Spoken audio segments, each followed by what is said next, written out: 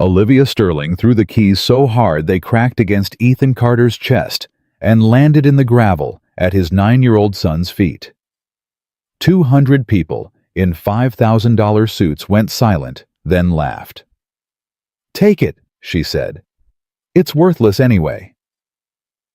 Ethan knelt down, picked the keys out of the dirt, and said thank you. 9 weeks later, 3 men flew in from Germany, opened a hood in a leaking garage in Ohio, and one of them started crying. What Ethan found under that rust was worth $9 million, and it was only the second most valuable thing in that car. Comment the city you're watching from, so I can see how far this story travels. And subscribe, because you're going to want the ending. Ethan Carter counted $840 onto the hood of his truck, folded it into a white envelope, wrote "Tools Only" across the front in black marker, and taped it to the dashboard where he'd have to look at it. His son watched from the passenger seat. "Why'd you write on it?" "Because if I don't, I'll spend it on something stupid." "Like what?" "Like breakfast." Sam Carter was 9 years old and already smart enough to know when his father was joking to cover something. He looked at the envelope a while longer. "Is that all the money we have?" Ethan started the truck. "That's all the money we brought," he said. "There's a difference." There wasn't a difference. But the boy let him have it. They drove 40 minutes east out past the last of the shuttered plants, up into the part of the county where the roads got smoother and the fences got taller. Ethan had never been on this road in his life. He knew that fact was going to matter today, and he'd already decided not to care about it. "Dad?" "Yeah." "What's an estate auction?" "It's when somebody dies with too much stuff." "That's it. That's the whole thing, bud.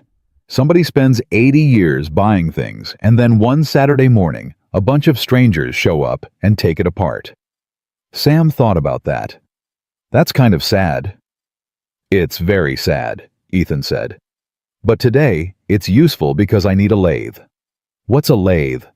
"It's the reason my shop makes money instead of losing it." The gate at Sterling Ridge was iron and about 11 feet tall, and there was a man in a black jacket with a clipboard standing in front of it. Ethan rolled his window down.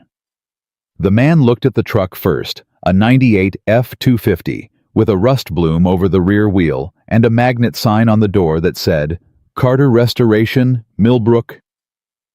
"Oh," and then looked at Ethan, and then looked at the boy, and then looked back down at the clipboard.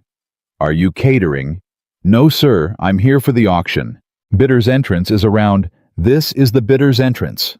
The man's jaw moved. "Name?" "Carter. Ethan Carter." He flipped 2 pages, flipped them back.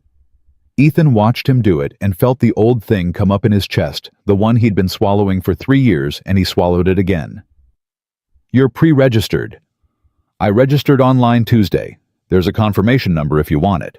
"That won't be necessary." The man handed him a paddle. "Number 44. Park in the lower field." "The lower field?" "The lower field, sir." Ethan took the paddle. "Appreciate it." He drove through, and Sam waited until they were up the driveway before he said, "He didn't want to let us in." "He let us in." "But he didn't want to." "Sam?" Ethan looked at him.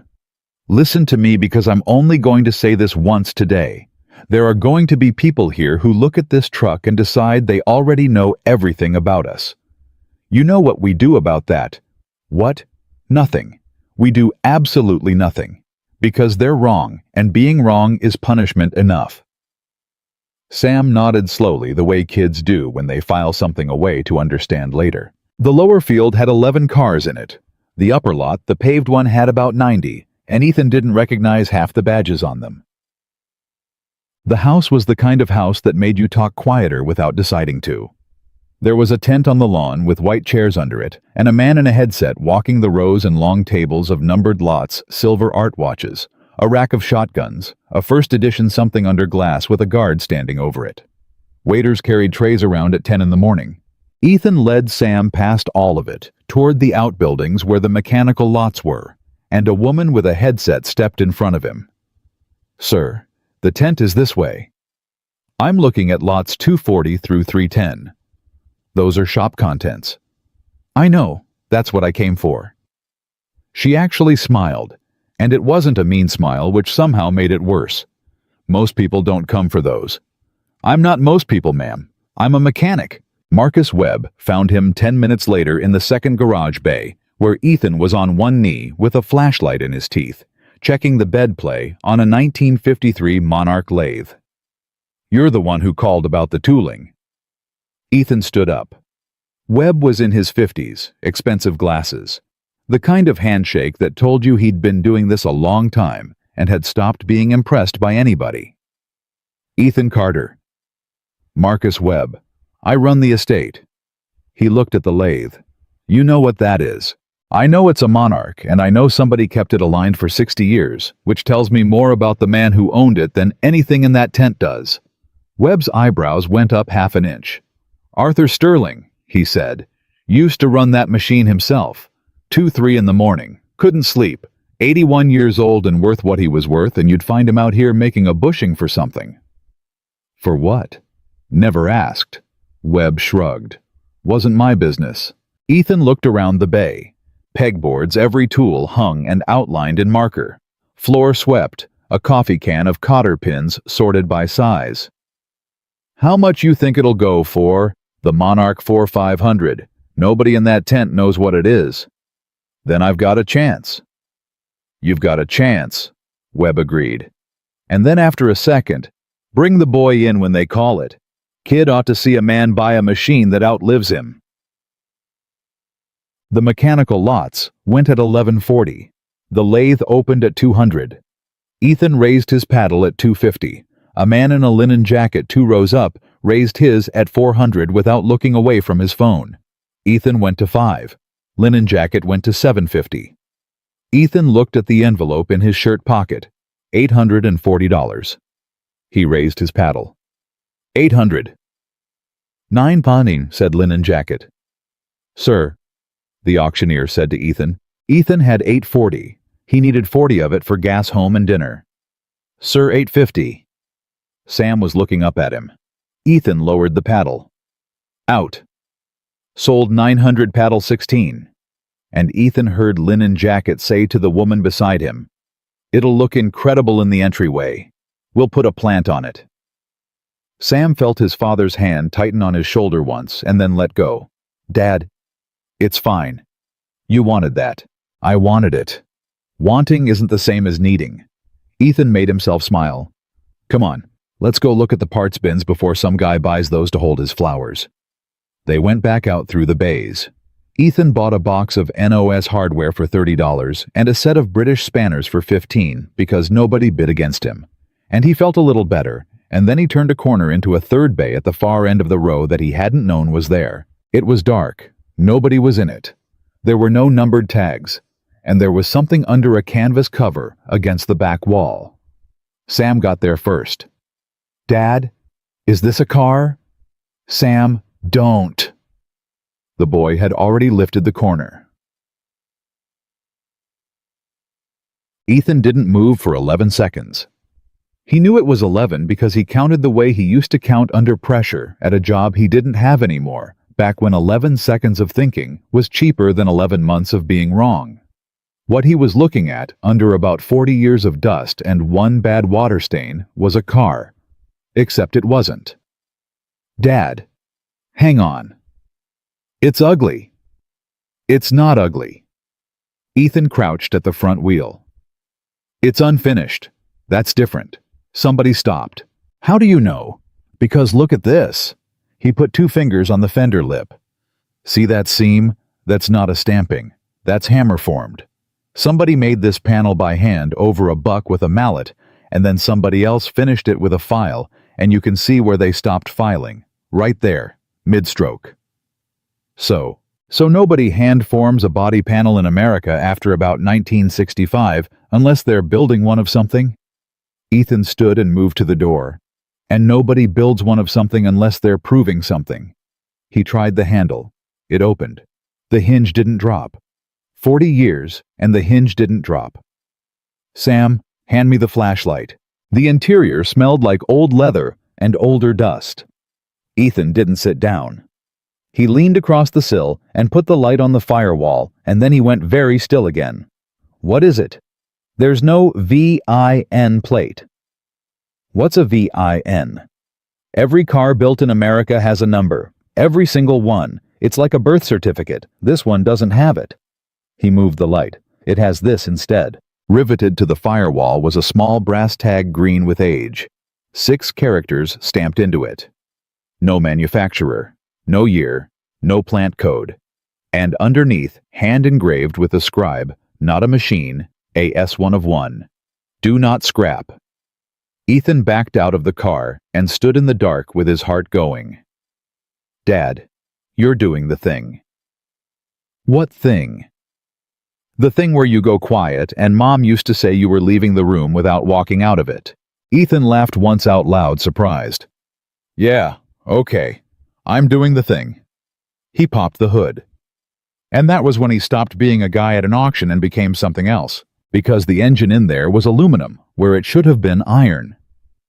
The intake manifold was one piece cast with runners that curved in a way that no production tooling in 1978 could have pulled off.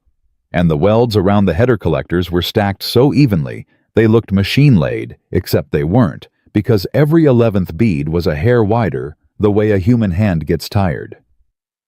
That's not possible, Ethan said. What's not? This engine.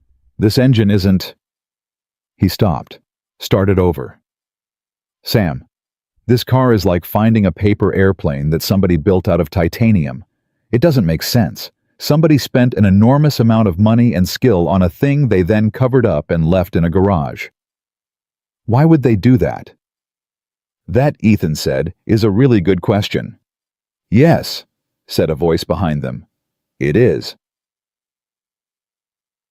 There were maybe 9 of them in the doorway, and the light was behind them, and the one in front was a woman in a charcoal suit with her arms crossed. Olivia Sterling was 29 years old. She had buried her father 16 days earlier.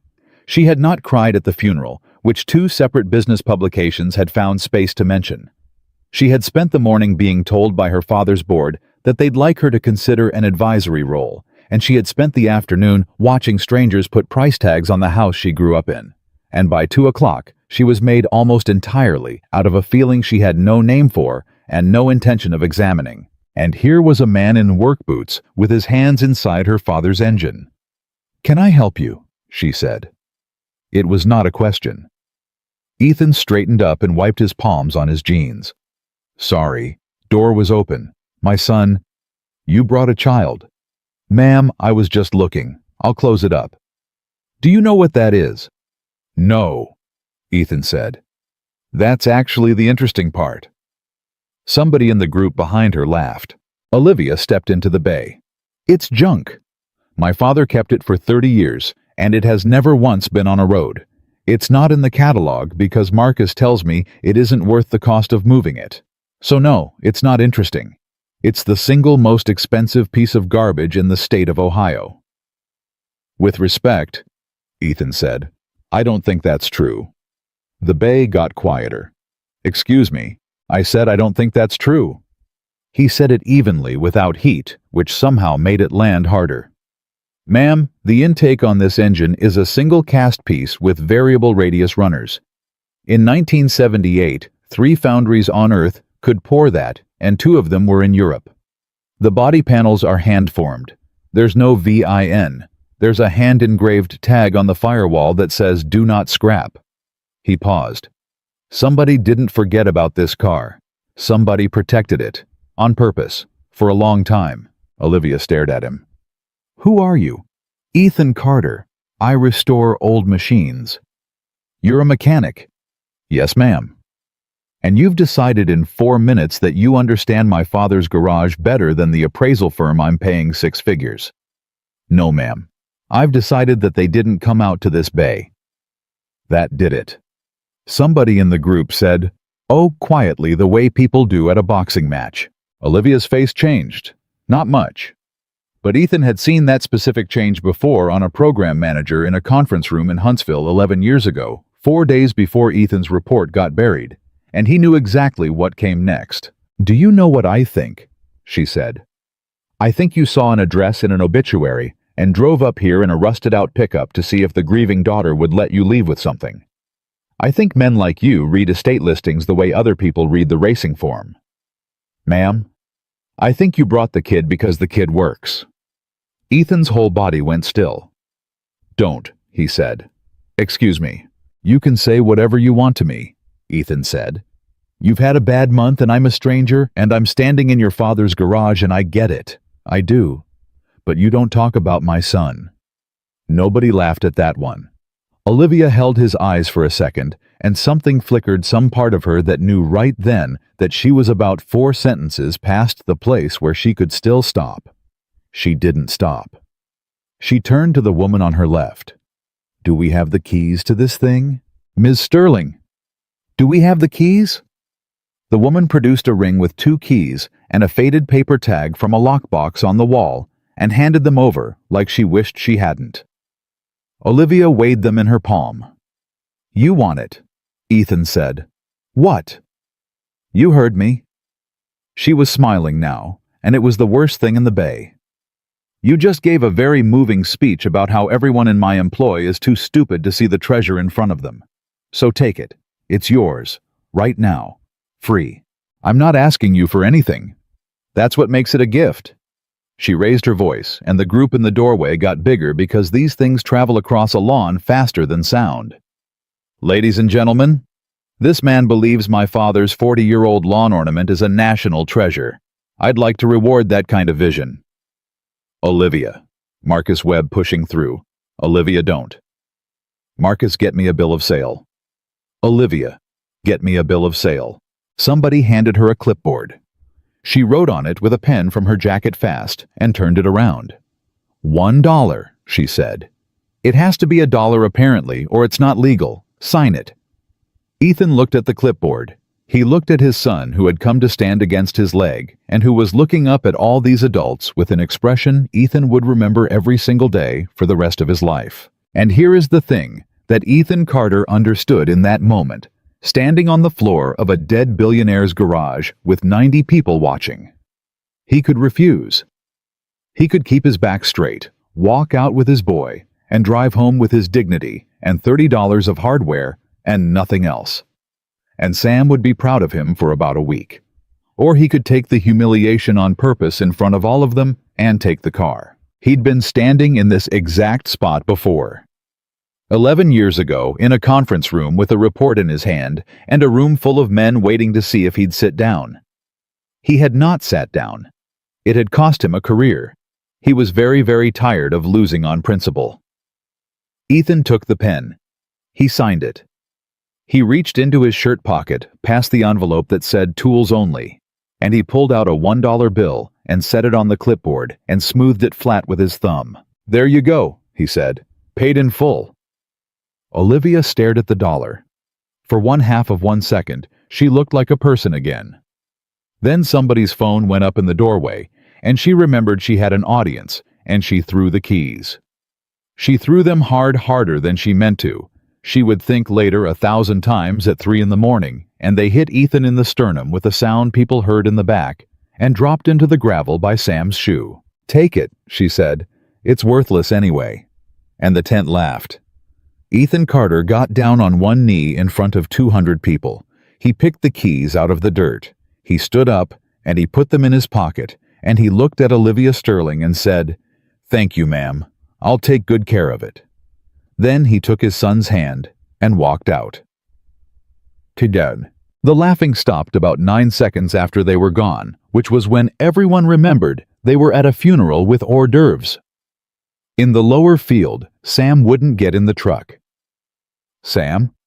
"No." "Buddy, why didn't you say anything?" The boy's face was red and shaking. "She threw them at you. She threw them at you and everybody laughed, and you said thank you." "Yeah, I did." "Why?" Ethan crouched down on the grass so they were level. "Because I got the car," he said. "I don't care about the car. I know. I know you don't. Listen to me." He put a hand on each of Sam's shoulders. "You know what she wanted? She wanted me to yell. If I yell, then everybody in that tent goes home tonight and tells the story about the crazy guy in the boots. That's the whole story. That's all it ever is." He held Sam's eyes. "But I didn't yell. So now she has to go home tonight and be the person who threw keys at a man in front of his kid. And she has to be that person tomorrow too." Sam wiped his face with his sleeve. "That's not fair." "No," Ethan agreed. "It isn't. Your mother used to say the same thing." "What did she say?" "She said, Ethan, you let people underestimate you like it's a hobby." Sam laughed. It came out wet and surprised him. "Yeah," Ethan said. "She was funny." He stood up, and his knees popped, and he looked back up the hill at the garages. "Now come on. I have no idea how we're getting that thing home." Nobody would tow it. The estate's transport contractor wasn't authorized. The two flatbed companies Ethan called from the field said they were 4 hours out. A man loading a Porsche onto an enclosed trailer said, "Sorry, buddy, we're full," while looking at 40 feet of empty deck. Ethan sat on his tailgate for 20 minutes, doing math he didn't have the money for. Then an old man in a Carhartt jacket came down the hill on foot.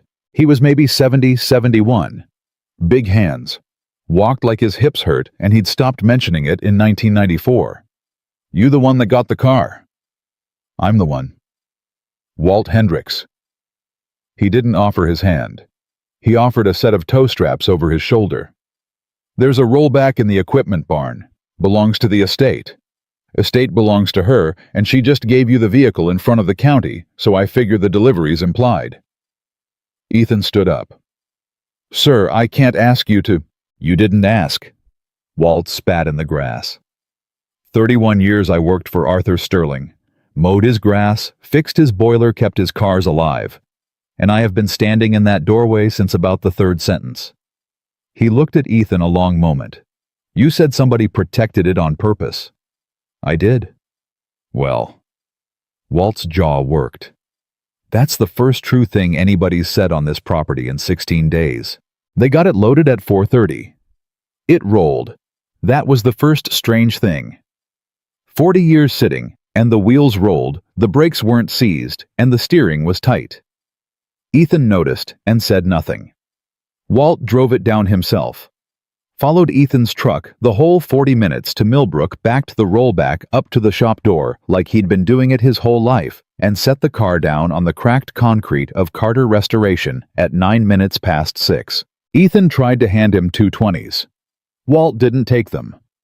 "Son," he said, "can I tell you something, and then I'm going to leave because if I stay, I'll say too much."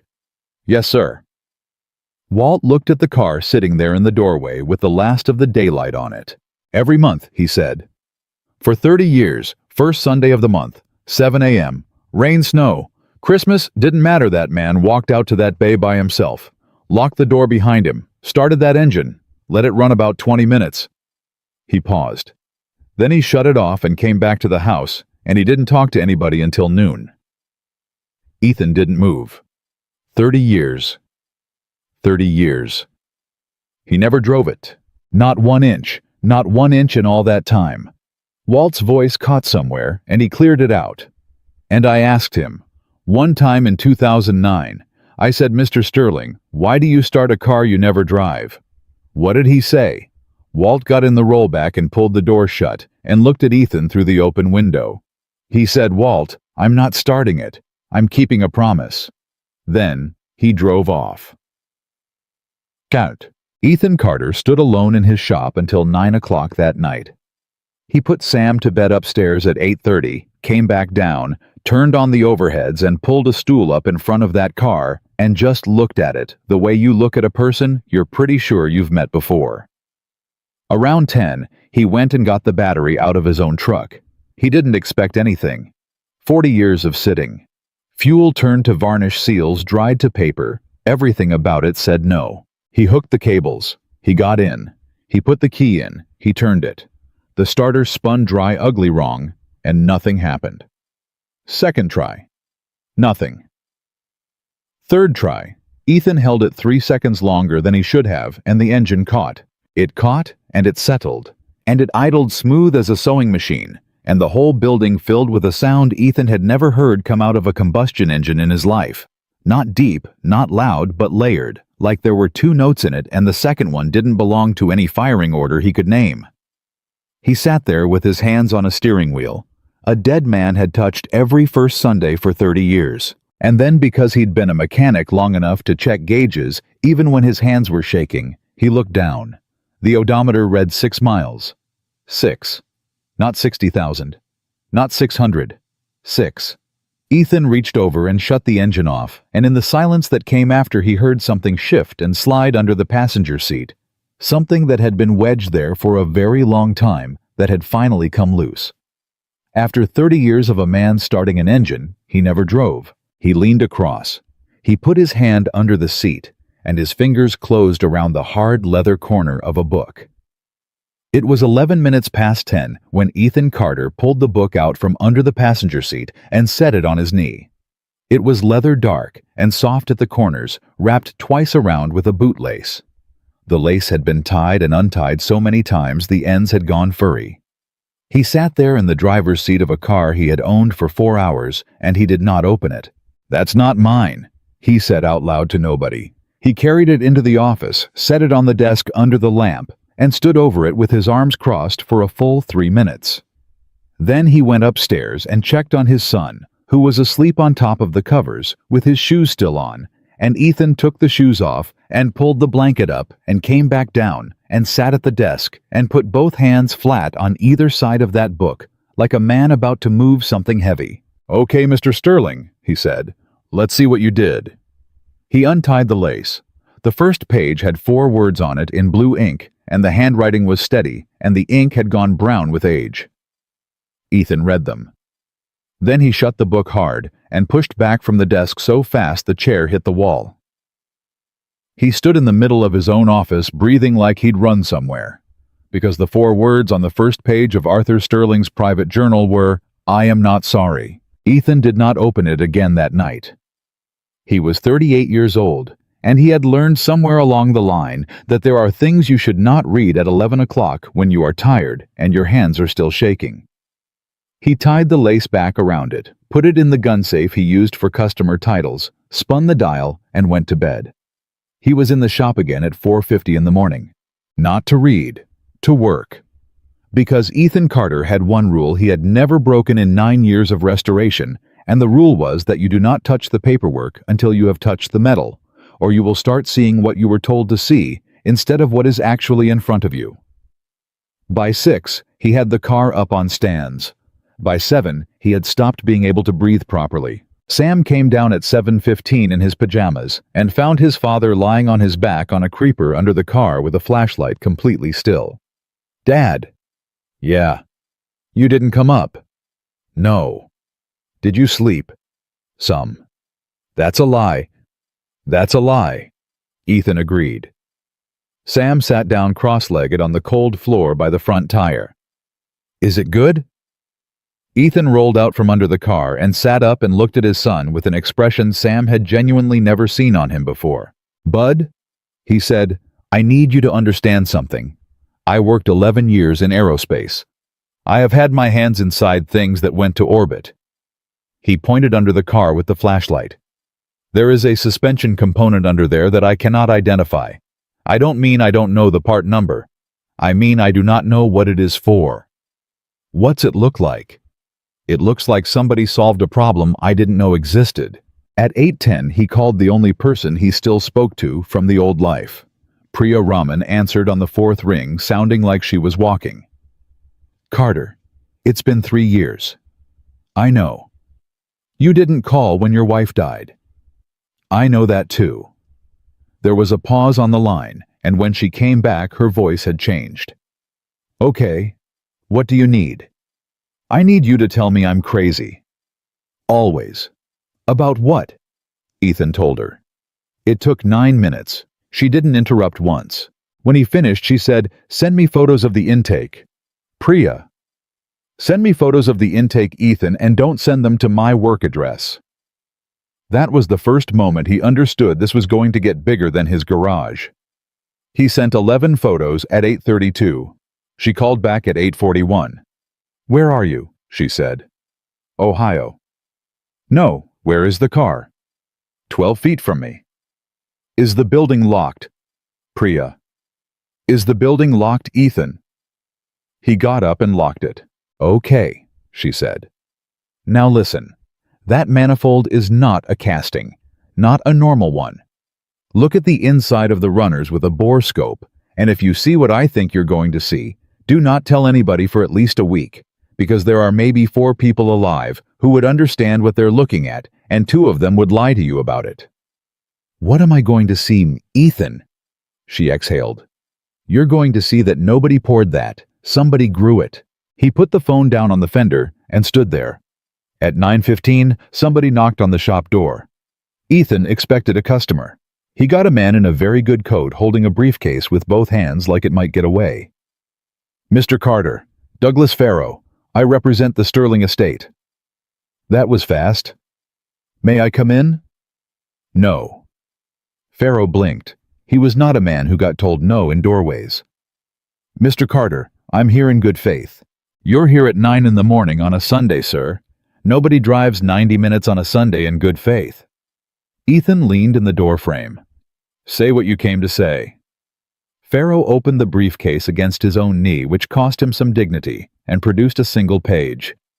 "Ms. Sterling has authorized me to offer you $45,000 to rescind yesterday's transfer." Ethan looked at the page. $45,000. He had $2,100 in the business account.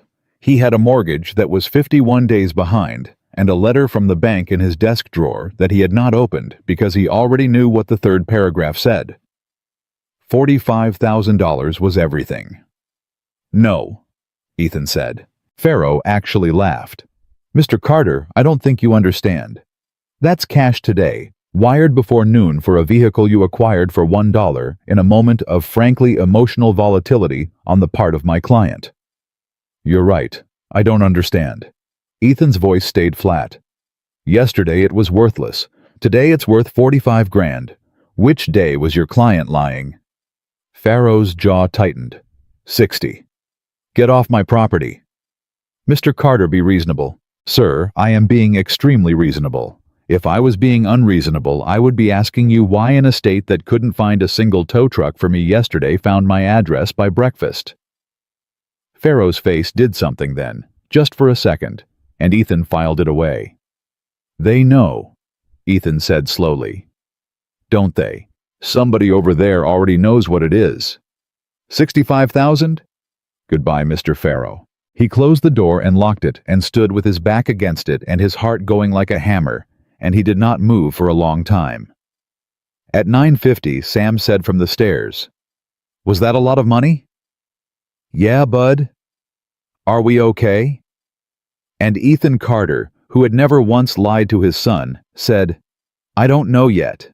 He got the bore scope at 11 from the guy who ran the machine shop on 3rd, and who owed him a favor from a transmission in March. He fed it into the number 3 runner at 12:40. He looked at the screen for a while. Then he went and sat on the floor with his back against the tire. Priya picked up on the first ring. "Well, there's no core mark," Ethan said. "There's no parting line. There's no draft angle. Priya, the wall thickness changes along the runner. It gets thinner where the flow's fastest." "Say the rest of it." "There's a lattice." "Say it." "There's an internal lattice structure inside a manifold that was built no later than 1979, and I have no idea how it got in there because the process that makes that didn't exist until about 2013. Silence on the line. "Priya." "I'm here. Tell me I'm wrong." "Ethan." Her voice was very careful. "In 1978, there were 3 programs in this country working on directed metal deposition. 2 were defense. 1 was private. It was in Ohio, and it burned to the ground in April of 1980 with all its documentation inside, and every engineer who worked on it signed an agreement, and it has been a footnote ever since." She paused. "The name of the private one was Meridian Works." "Never heard of it." "Nobody has. That's the point." Another pause. Ethan, if that's a Meridian car, you are not sitting in a garage with an old vehicle. You are sitting in a garage with the only physical evidence that a piece of American manufacturing history happened 30 years before everyone believes it happened.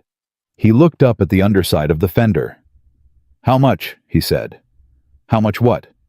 "Priya. How much is it worth?" "I have no idea," she said. "And neither does anybody else. And that is exactly what makes it dangerous. Lock your doors." He locked his doors.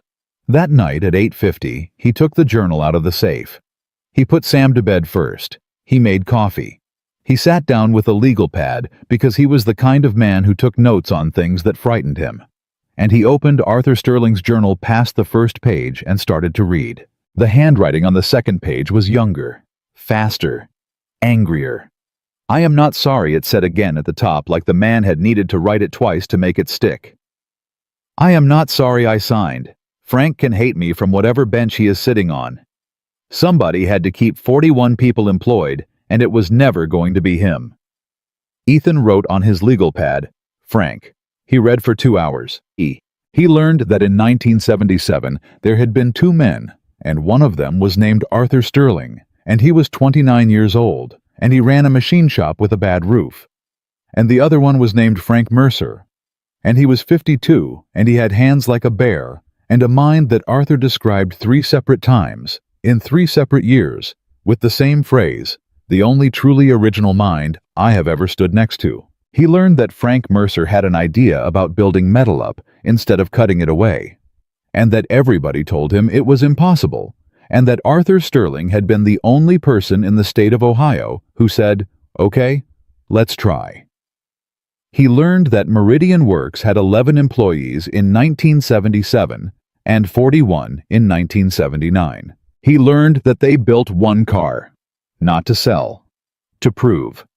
Frank called it the argument because he said, "You cannot argue with people who have money. You can only build a thing they cannot explain and hand it to them." And he learned that on March 4, 1980, a consortium had come to Arthur Sterling with a contract, and the contract bought the process, and the contract required that the process be shelved for 11 years, so it would not compete with tooling those men had already paid for. Arthur signed it. Frank did not know until after. Ethan set the book down at 10:40 and pressed the heels of his hands into his eyes. "Oh, you idiot," he said quietly to a dead man. "You sold your friend's life's work." There was a page after that with nothing on it but a date and one line. April 19th, 1980. It burned. They are saying it was the wiring. It was not the wiring. Ethan read that line 11 times. Then he flipped forward and found the pages had changed. The handwriting had gone tight and small the way people write when they are trying to stay calm. He never said one word to me. He came in, he looked at me. He put his keys on my desk, and he walked out into the parking lot. And Ruth says he drove to his brother's in Michigan, and he did not speak for 6 days. And then 4 pages later in October of 1981, I drove up to Marquette. He would not open the door. I stood on that porch for 1 hour and 40 minutes in the rain like a fool with a check in my coat, and he would not open the door. Finally, he spoke to me through it. He said, "Arthur, take the car." I said, "I do not want the car." He said, "I know you don't. That's why you're going to keep it." He said, "You keep it running, and when you have raised somebody who can look at it and see what it is instead of what it's worth, you give it to them and then we're square. Not before." He said, "That's the price, Arthur." Then he went upstairs and I heard the water running and I drove home. Ethan sat back in his chair. He said out loud in an empty garage at 11 o'clock at night, "That's the promise." He read the journal until 1:30 in the morning, and what he found in there was not what he expected because it was not a rich man's diary. There were no yachts in it. There were 30 years of the first Sunday of every month, and on almost every one of those Sundays, Arthur Sterling had written one paragraph, and most of them were short, and most of them were about his daughter. Olivia is 4. She gave her sandwich to a boy at the park. I do not know where she got that. Not from me. Olivia is 11. Reported a girl for cheating. Cried about it after. Ruth says leave her be. I think Ruth is right. Olivia is 16. Told a waiter he was slow in front of me. I said nothing. I should have said something. Frank would have said something. Olivia is 22. She is very good at this. She is better at the numbers than I was at her age. Started the car. It sounded fine. I am not sure I am doing this correctly. Olivia is 26. I have made a great deal of money, and I have taught her exactly one thing, which is how to be certain. She is certain about everything. I did that. Olivia is 28. Told her about Frank tonight over dinner. She said, "Dad, that was 50 years ago, and every company has a story like that, and it's why you could afford my school." She was being kind. She was trying to make me feel better. It was the worst thing anybody has ever said to me, and she meant it as a comfort. Ethan closed the book gently. "Well," he said, "now I know why you never drove it." Monday came at him hard. At 7:40 in the morning, Sam came out of the bathroom already dressed and said, "I don't want to go to school."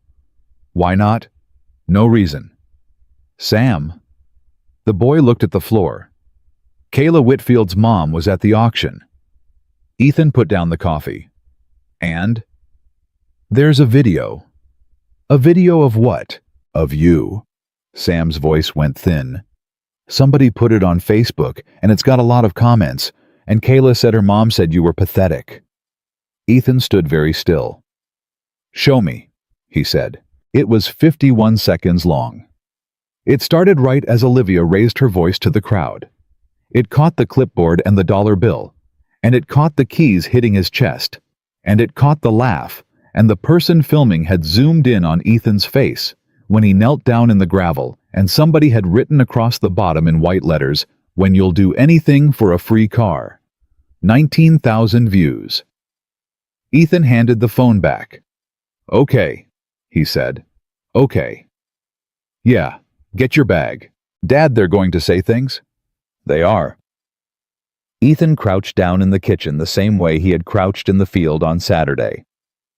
"So here's what you say back. You ready? You say my dad's a mechanic, and he was right, and we'll see. That's it. That's it. 4 words at the end. We'll see. You know why that one works. Why? Because it's the only thing you can say to a person that they can't argue with." He picked up the boy's backpack and held it out. "And because it happens to be true." At 9 that morning, the phone in the shop rang and a voice said, "Mr. Carter, my name is Vincent Cole. I'm a private collector. I'm currently in Columbus, and I'd very much like to be at your shop in 90 minutes. How'd you get this number?" "The same way I get everything, sir. I paid for it." Cole arrived at 10:20 in a black Suburban with a driver, and he was maybe 60, and he was pleasant in the way that expensive men are pleasant, which is to say he complimented the building. "This is a real shop," he said. "I like a real shop." "Mr. Cole." "Vincent." "Mr. Cole, what's your offer?" Cole smiled. "Straight to it. Good." He put a card on the workbench. $200,000 today, and I'll take it as it sits, and I'll pay the transport, and you'll never hear from the Sterling family or their lawyers again, because that becomes my problem instead of yours. Ethan looked at the card. $200,000. He thought about the letter in the drawer he hadn't opened. He thought about Sam getting on the bus that morning with his shoulders up around his ears. "Can I ask you a question, sir?" "Please." "Why 200? Cole's smile didn't change. "It's a fair number." "No, sir, it isn't. It's a fast number." Ethan wiped his hands on the rag.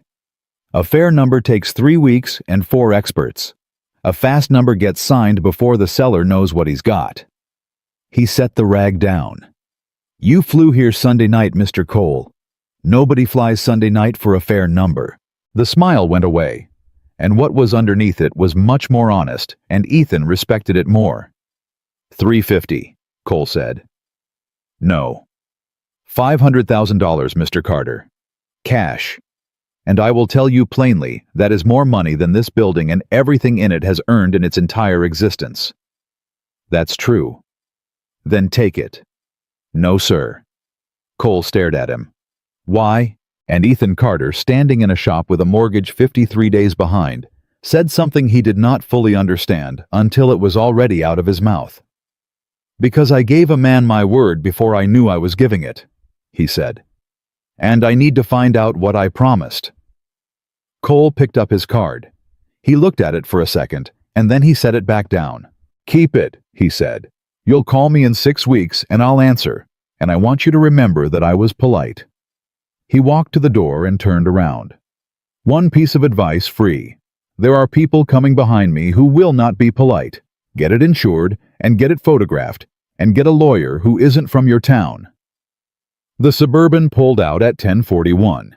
At 2 that afternoon, Ethan started stripping the interior. He had not planned to.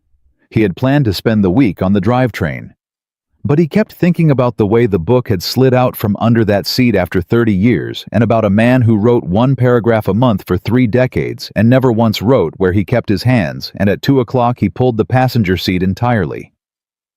At 2:50, he found it. The transmission tunnel had a panel on it that was not a factory panel. It was held by 6 screws, and 5 of them had never been turned, and the 6th had been turned so many times the slot was chewed. Ethan sat back on his heels. 6th screw, he said. You lazy old man. You only ever opened 1 corner. He backed all 6 out. Inside the tunnel, in a steel box lined with felt, sealed with a strip of black tape gone gray and brittle, was everything. There were photographs, 40 or 50 of them black and white, most of them of the same 11 men standing in front of a building with a hand-painted sign, and one of them of a big man with enormous hands laughing, holding up something that looked like a lump of scrap metal, like it was a newborn baby. There were letters, 19 of them, all addressed to Frank Mercer at an address in Marquette, Michigan, and every single one of them was unopened, and every single one of them had returned to sender written across the front in a different hand. There were drawings, rolled tight brittle at the edges, hand-inked. Ethan unrolled one 2 inches and saw a cross-section of a manifold runner with a lattice inside it, dimensioned, dated September 11th, 1978. And he rolled it back up because his hands were sweating and he did not trust himself with it. And under all of that, at the bottom of the box, there was an envelope. It was newer than everything else. Not old, not brittle. The paper was white. On the front of it, in a hand that had gotten shakier since 1981, but was unmistakably the same, it said, "To whoever starts her, after I can't." Ethan Carter sat on the floor of his garage holding it, and did not open it, and he could not have told anybody why. At 4:30, the phone rang. Carter Restoration. Mr. Carter. A woman's voice, brisk, young. My name is Dana Ochoa. I'm a reporter with the Cleveland Plain Dealer. I'm calling about a video. Ethan closed his eyes. I don't have a comment about the video. I don't want a comment about the video. I want to ask you about the car. Papers rustled. Sir, I've had 4 phone calls today from people who don't normally call newspapers. A guy from a museum in Detroit. An appraiser in Chicago who wouldn't give me his last name.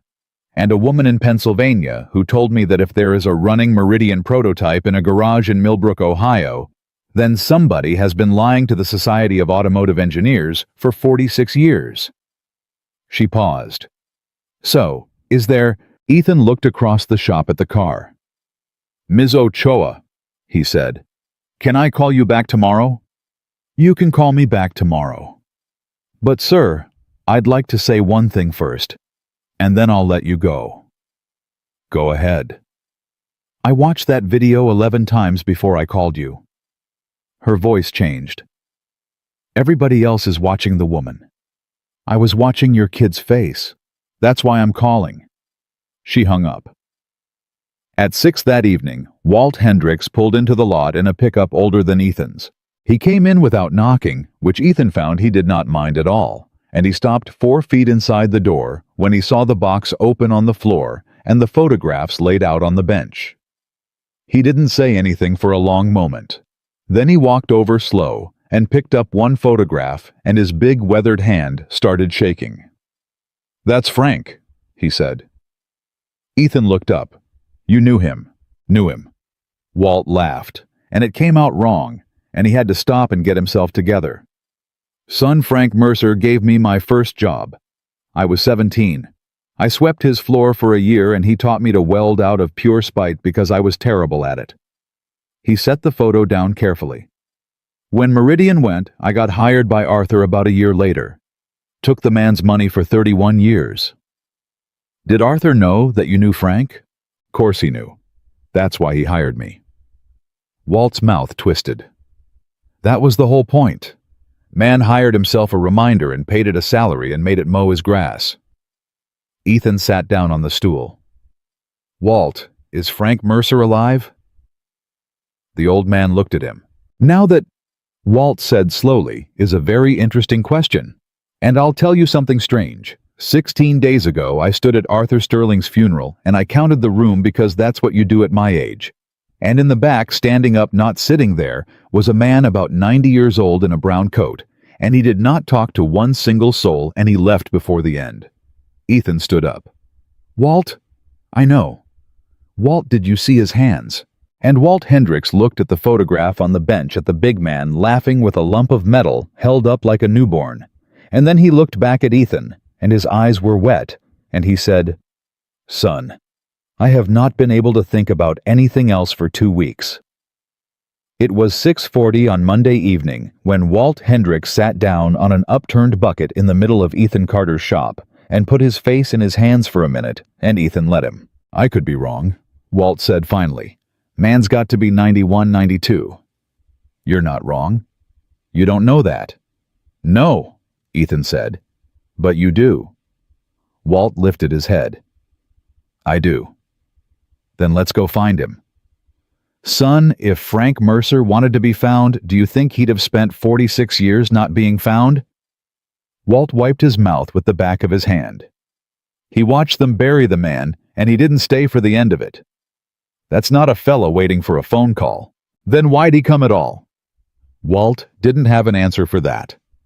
At 8:15 that night, Ethan sat at the desk with the phone in his hand and a legal pad in front of him with the word Marquette written on it and circled 3 times. He called 11 Mercers in the Upper Peninsula. 9 didn't answer. One was a woman who told him she'd been getting calls for a Frank Mercer for 30 years and she was tired of it and hung up.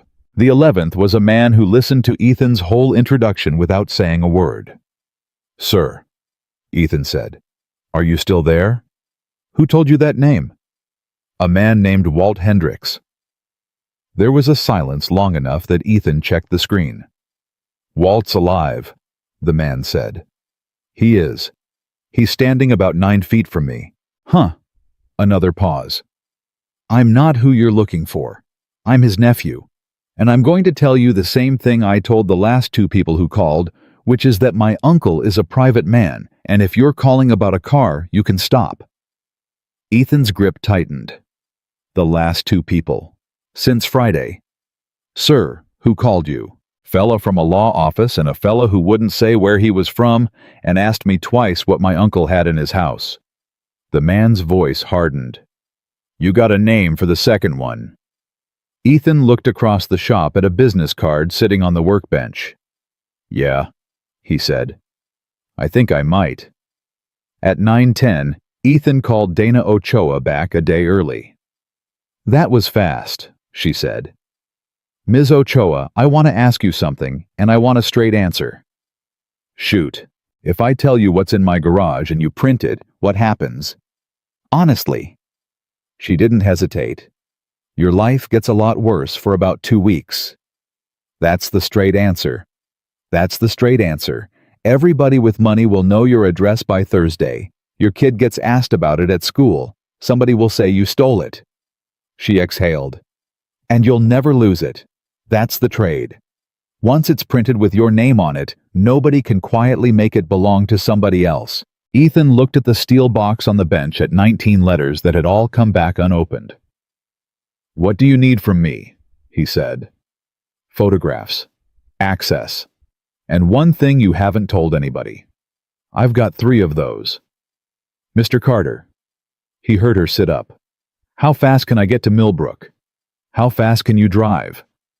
At 11:50 on Tuesday morning, a man named Douglas Farrow served Ethan Carter with a complaint on his own front step. Petition to void transfer, Farrow said. You'll want counsel. Ethan read the first page standing up.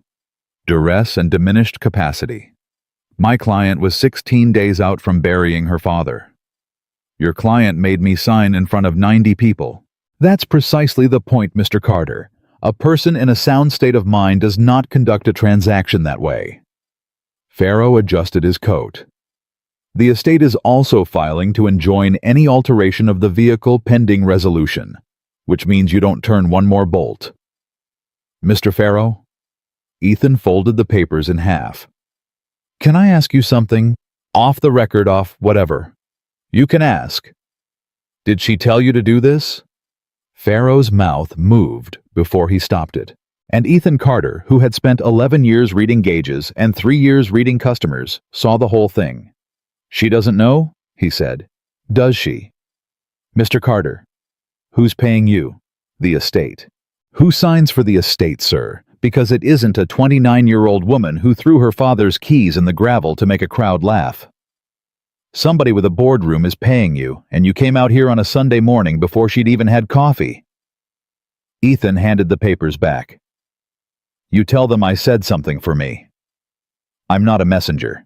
You're standing on my steps at 11 in the morning, sir. You're exactly a messenger. Ethan opened the door. Tell them the box was already opened.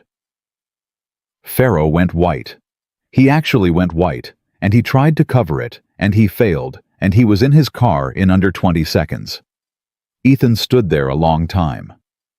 Huh, he said. At 2 that afternoon, he called Priya Raman. I got sued, he said. Good. Priya, no, listen to me. Lawsuits are slow and they're public and they have dockets. Somebody just put this in writing. That's the best thing that's happened to you. Paper shuffled. Now, are you sitting down? No. Sit down. He sat down on the fender of his truck. I made 3 phone calls, Priya said. I made them very carefully. Ethan, there is a verification group out of Stuttgart. They do provenance metallurgy. They authenticate for museums and for insurers, and they are the only people on earth who both understand what you have and have nothing to gain by lying about it. A pause. They want to be there Friday. This Friday. They're already booked. 3 of them. They booked before I finished asking. Ethan put his hand over his eyes. Ethan, there's a court order coming that says I can't touch it. Then don't touch it. Let them touch it. She let that sit. One more thing and you're not going to like it. They asked me a question I couldn't answer, and it's the same question they'll ask you Friday, and you need to think about it before then. What's the question? They asked whether the vehicle has ever been started since 1980. She paused. Because if it has the wear signature, changes everything about how they date the components. And Ethan, if a man ran that engine once a month for 30 years, that engine has about 600 cold starts on it and 6 miles on the clock, and there is not a single other object in the world that looks like that. Ethan sat on his own fender in his own parking lot. Priya, he said, it's not a car. No, it's a heartbeat. That's a little dramatic for you. Yeah, well. He laughed, and it came out shaky. It's been a week. The break-in happened at 3:50 on Wednesday morning. Ethan woke because Sam woke, and Sam woke because the dog 3 doors down was going insane, and Ethan came down the interior stairs into the shop in his bare feet with a 4-foot pry bar in his hand, and found the side door standing open, and a cold draft coming through it. They hadn't taken this car. You cannot take a car in the dark without a truck. They had taken the workbench apart. Drawers pulled. Boxes dumped. The borescope on the floor with its screen cracked. And the felt-lined steel box was on its side in the middle of the concrete with the lid open and every single thing gone out of it. Ethan stood there with the pry bar hanging from his hand. Dad. Sam was on the stairs. Dad, don't. Go back up. Dad? Sam, upstairs. Now. The sheriff's deputy got there at 4:25 and wrote for 11 minutes and said the words, no forced entry, which meant they'd had a key or they'd had skill and that he'd be in touch, and both men in that room knew what that meant. At 5 in the morning, Ethan sat on the floor with his back against the tire, in the exact spot he'd sat on Sunday, and did not move until the sky changed. At 6:10, he got up, went to the office, spun the dial on the gun safe he used for customer titles, and opened it. Inside was a leather book wrapped twice around with a bootlace. 19 unopened letters, 4 rolled drawings, 41 photographs, and a white envelope that said, "To whoever starts her after I can't." Ethan put his forehead against the cold steel door of that safe and let out a breath he'd been holding since Sunday night. "Well," he said, "thank God for boring men." He'd moved it all Monday evening. He'd left the empty box on the bench because he was too tired to put it away. And that laziness had just saved 46 years of American history. At 7:15 he called Dana Ochoa. "They broke into my shop," he said. "Are you okay? Is your son okay?" "We're fine." "Did they get it?" "They got a box." Dana Ochoa said a word Ethan hadn't expected from her, and then she said, "I'm 40 minutes out. Don't clean anything up. Don't touch the door. I'm bringing a photographer." "Ms. Ochoa." "Yeah." "You said you needed one thing I hadn't told anybody." "I did." "Come look at the odometer." The story ran Thursday morning. Ethan didn't read it. He couldn't. He handed the paper to Walt Hendricks at 8 o'clock and went and stood in the doorway with his coffee while the old man read it, standing up in the middle of the shop with his lips moving. Walt got about halfway and said, "Oh, hell." "What?" "She put in the part about your boy." Ethan closed his eyes. "How bad?" "It ain't bad." Walt's voice had gone rough. "Son, it ain't bad at all." By 10 in the morning, the story was on 4 aggregators. By noon, a Detroit television station had a truck in Ethan's lot. By 2 in the afternoon, the 51-second video that said when you'll do anything for a free car had been reposted 11,000 times with a completely different caption, and the comments underneath it had turned all at once the way a crowd turns. At 2:40, Sam came home from school with a torn shirt and a cut over his eyebrow. Ethan sat him on the workbench and got the kit. "Talk." "Kayla's brother said you were a beggar." "What did you say?" "I said we'll see." "And then?" Sam looked at the floor. "And then he said it again, and I didn't say we'll see." Ethan cleaned the cut. He did not say anything for about 30 seconds. "Am I in trouble?" "You're in a little trouble," Ethan said. "Not for the reason you think." He tipped the boy's chin up. "You hit him because he called me a beggar." "Yeah." "Sam, listen. That word only works on you if some part of you is afraid it's true." He taped the gauze down. "You want to know how I know?" "Because Saturday when she threw those keys, I wasn't angry that she thought I was worthless. I was angry that for about 1 second standing in that garage with all those people looking at me, I wondered if she might be right." Sam stared at him. "You did. Everybody does. Anybody who tells you different is selling something." Ethan put the kit away. "So that's the work. That's the actual work, bud, and it's got nothing to do with fighting. You get to a place where somebody can say the word and it just lands on the floor." "Are you there?" Ethan thought about it honestly. "Getting closer," he said. "Come on, help me sweep up. We've got company tomorrow." They came in on Friday at 9 in the morning. 3 of them, and the youngest was 55, and they got out of a rental car in a gravel lot in Millbrook, Ohio, in wool coats, carrying 4 hard cases between them. The lead was a man named Klaus Reinhardt, and he shook Ethan's hand with both of his and said, "Mr. Carter, thank you for the telephone photographs. I did not sleep." "Neither did I." "Good. Then we are honest men." He looked past Ethan into the shop. "May we—" "There's a court order says I can't alter it. We alter nothing." Reinhardt was already walking. "We only look." They looked for 4 hours without speaking to Ethan once.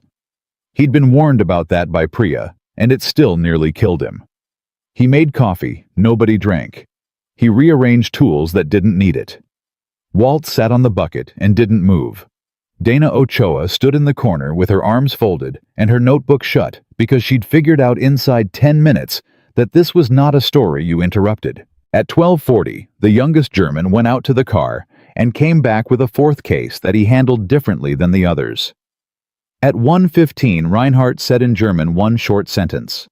Nobody translated it. Nobody needed to. At 1:50, they opened the hood. They had put it off. Ethan understood later that they had put it off on purpose, the way you save something.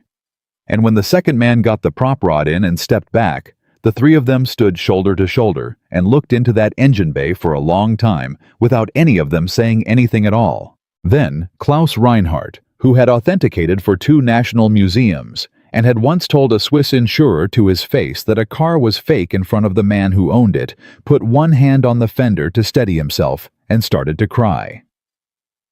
Walt Hendricks stood up off the bucket. Ethan did not move.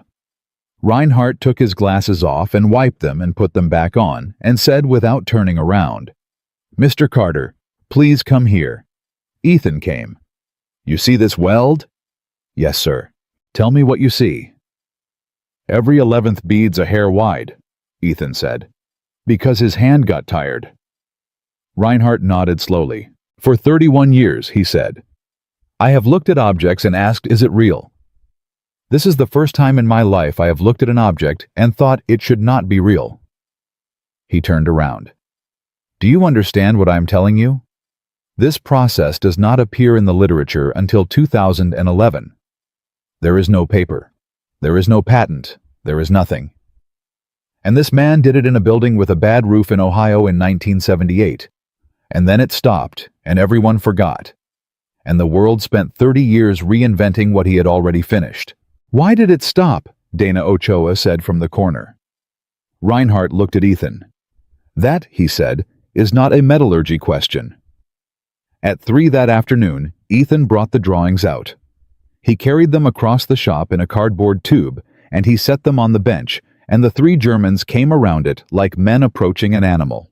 Reinhardt unrolled the first one 2 inches, saw the date, and stopped. "No," he said. "Yes, sir." "No." He said something fast to the other 2. One of them sat down on the floor, actually sat down on the concrete in a wool coat. "Mr. Carter, where has this been?" "Inside the transmission tunnel, 6 screws. Only one of them ever got turned." "For how long?" 46 years. Reinhardt put both hands flat on the bench. "Mr. Carter," he said, "the vehicle is extraordinary. The vehicle will make headlines. But you must understand me now, because I will only be this clear one time." He tapped the tube. "This is more important than the vehicle. The vehicle is a beautiful object. This is evidence. This is dated, witnessed, inked evidence that a private American company solved a manufacturing problem in 1978, and that the solution was then, for some reason, taken out of the world." The shop went very quiet. "Somebody knows that," Ethan said. "Yes. Somebody tried to take it out of my building 3 nights ago." Reinhardt looked at him for a long moment. "Then I would suggest," he said, "that you stop keeping it in your building." At 5:15, Ethan Carter drove to a bank in Columbus with Dana Ochoa in the passenger seat and Walt Hendricks following in his truck, and he put 19 unopened letters, 41 photographs, 4 drawings, 1 leather journal, and 1 white envelope into a safe deposit box, under a name that was not his. He kept the key on the same ring as the keys Olivia Sterling had thrown at his chest. On Saturday at 11 in the morning, Vincent Cole called. "Mr. Carter?" "Mr. Cole, I'd like to make you an offer.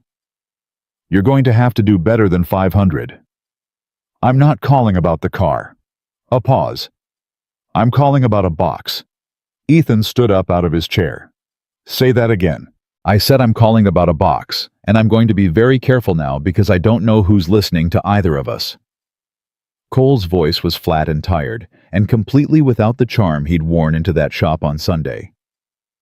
"Mr. Carter, I do not employ people who break into buildings.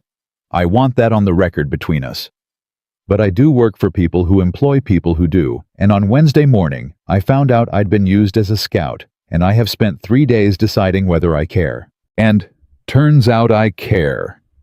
A long breath. The consortium that bought the Meridian process in 1980 no longer exists under that name. It went through 4 mergers. What it is now is a company you've heard of, and their tooling division has spent the last 14 years litigating additive manufacturing patents on the theory that nothing predates 2009. He paused. Do you understand what your drawings do to them? Ethan sat back down.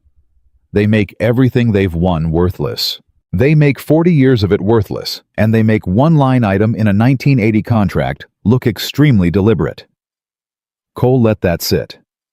That's what's in your garage, sir. Everybody's talking about a $9 million car.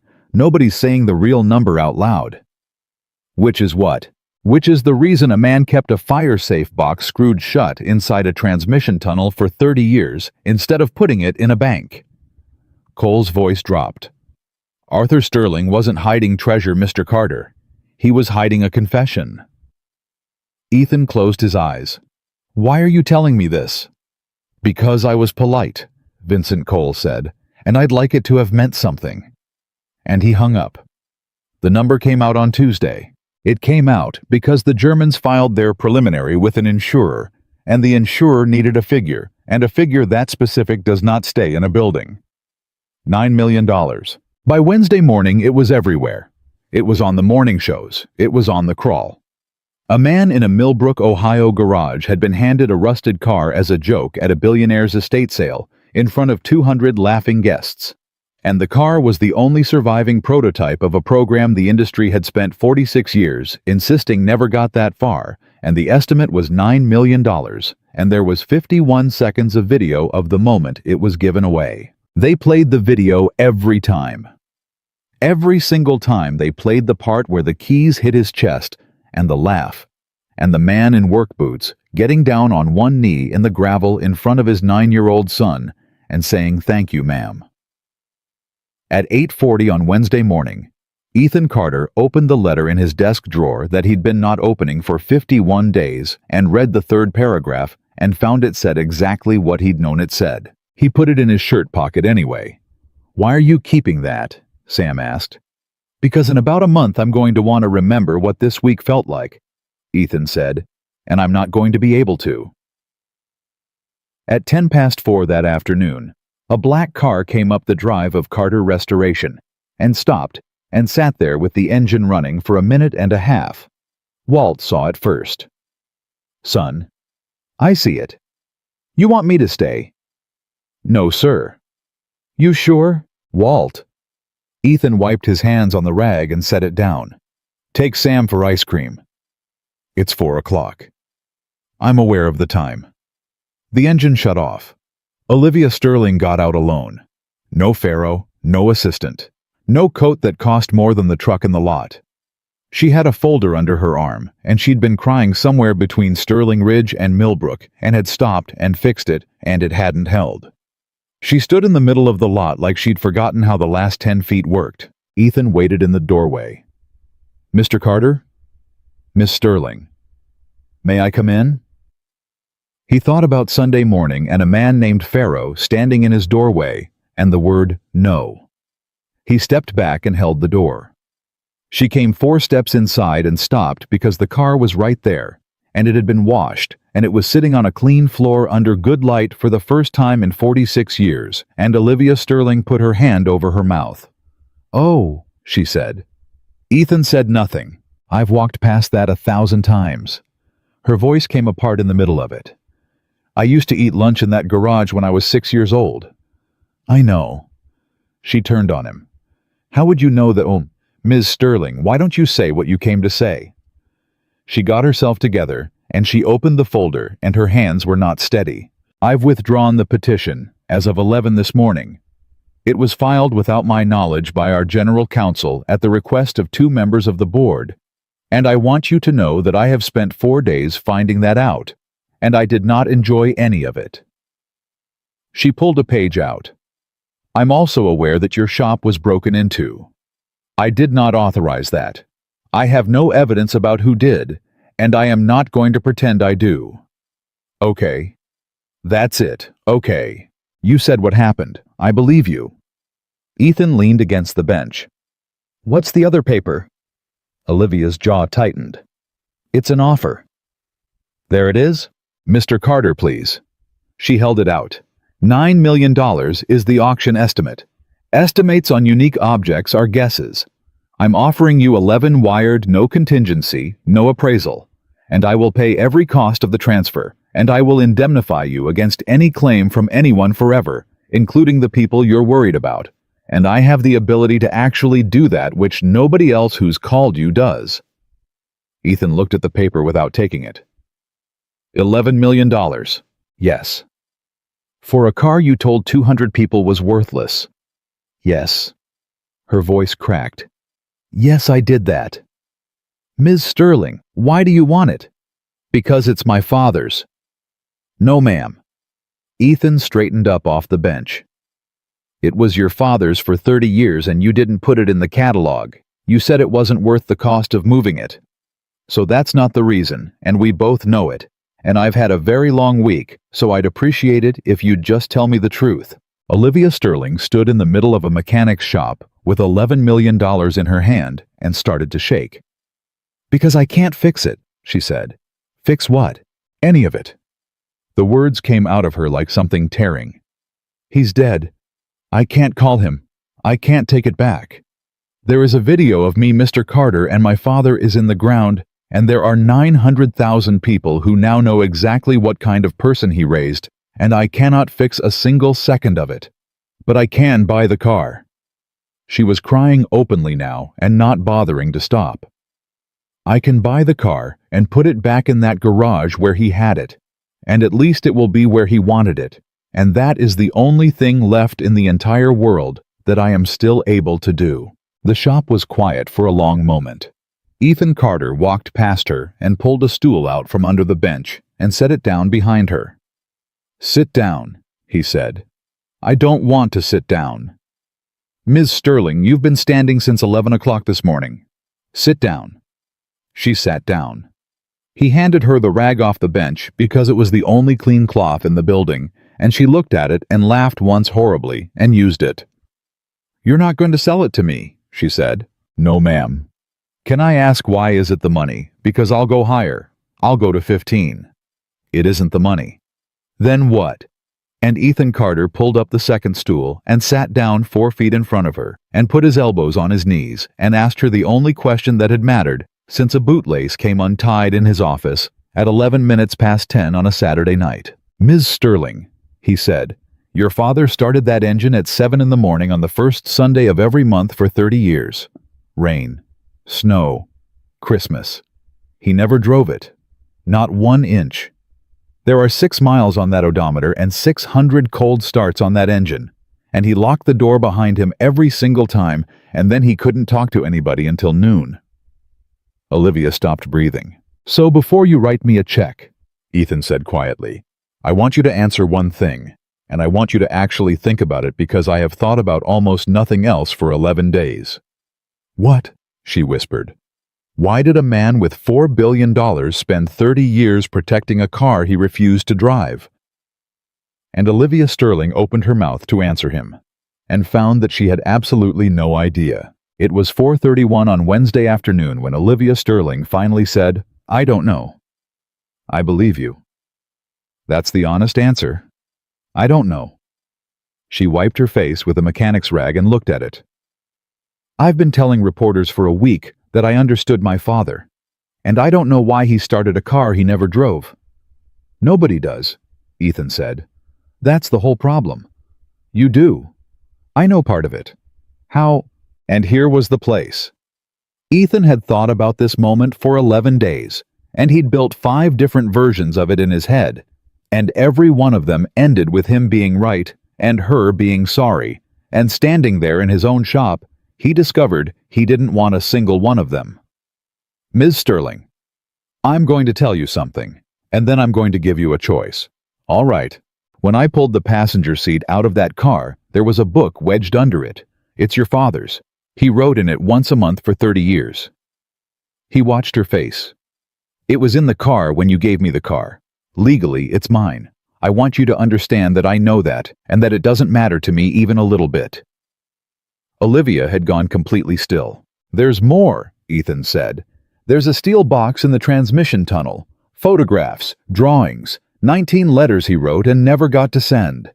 And there's an envelope he wrote sometime near the end, and it's addressed to whoever starts her after I can't, and I've had it 11 days and I have not opened it." "Why not?" "Because it isn't for me." He paused. "Or it might be. I honestly don't know yet." She stood up off the stool. "Where is it?" "In a bank in Columbus." "Take me there. That's the choice." Ethan didn't move. "Ms. Sterling, if you go get in that car and drive to Columbus with me right now, I'll open that safe deposit box and we'll read the whole thing out loud, both of us, and I will not skip one line. Not the ones about the company. Not the ones about you." Olivia's chin came up. "There are lines about me. There are a lot of lines about you. Are they bad? Some of them?" She breathed out. "And the other option? The other option is you go home. I'll photocopy the pages that are only about your family, and I'll mail them to you, and you'll never have to hear the rest of it, and you can remember him the way you want to." Ethan picked up his keys off the bench. "Ms. Sterling, I've buried somebody. I'm not going to pretend that's not a real option. Some people can't carry the whole thing, and there's no shame in it."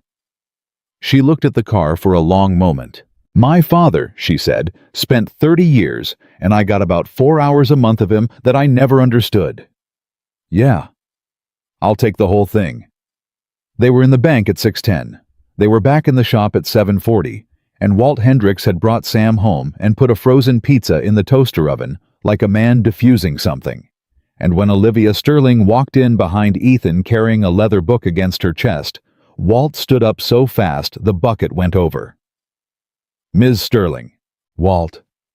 Her voice went strange. "Walt, I didn't know you were here." "Well." He picked the bucket up. "I've been here since Saturday near enough." "You worked for my father for 31 years." "Yes, ma'am." "I never once asked you your last name." Walt looked at the floor. "Hendricks," he said. "Walt Hendricks." She nodded slowly and her mouth was shaking. "I'm going to remember that." Sam came out of the stairwell with pizza in his hand and stopped dead. Everybody in that room understood at once exactly who was standing 11 feet from whom. Ethan said quietly, "Sam?" The boy looked at his father. Then he looked at the woman who had thrown keys at his father's chest in front of 200 laughing people. And Olivia Sterling looked back at him, and she did not look away, which was the only thing in that entire moment that she got right, and she knew it. "I'm sorry," she said. "That's not enough. I know that. But I've been trying to think of a bigger word for 4 days, and there isn't one." Sam thought about it. "Are you here to buy the car?" "I was." "Are you still—" Olivia looked at the book in her arms. "I don't know yet," she said. "Okay." Sam took a bite of pizza. "You can sit on the good stool, the other one wobbles." And that, Ethan would tell people years later, was the first time he understood his son was going to be a better man than he was. They started reading at 8:15. Ethan read the first pages out loud because Olivia asked him to, and she sat on the good stool with her hands wrapped around a cup of coffee she never drank. And when he got to the 4 words on the first page, "I am not sorry," she made a sound like she'd been hit.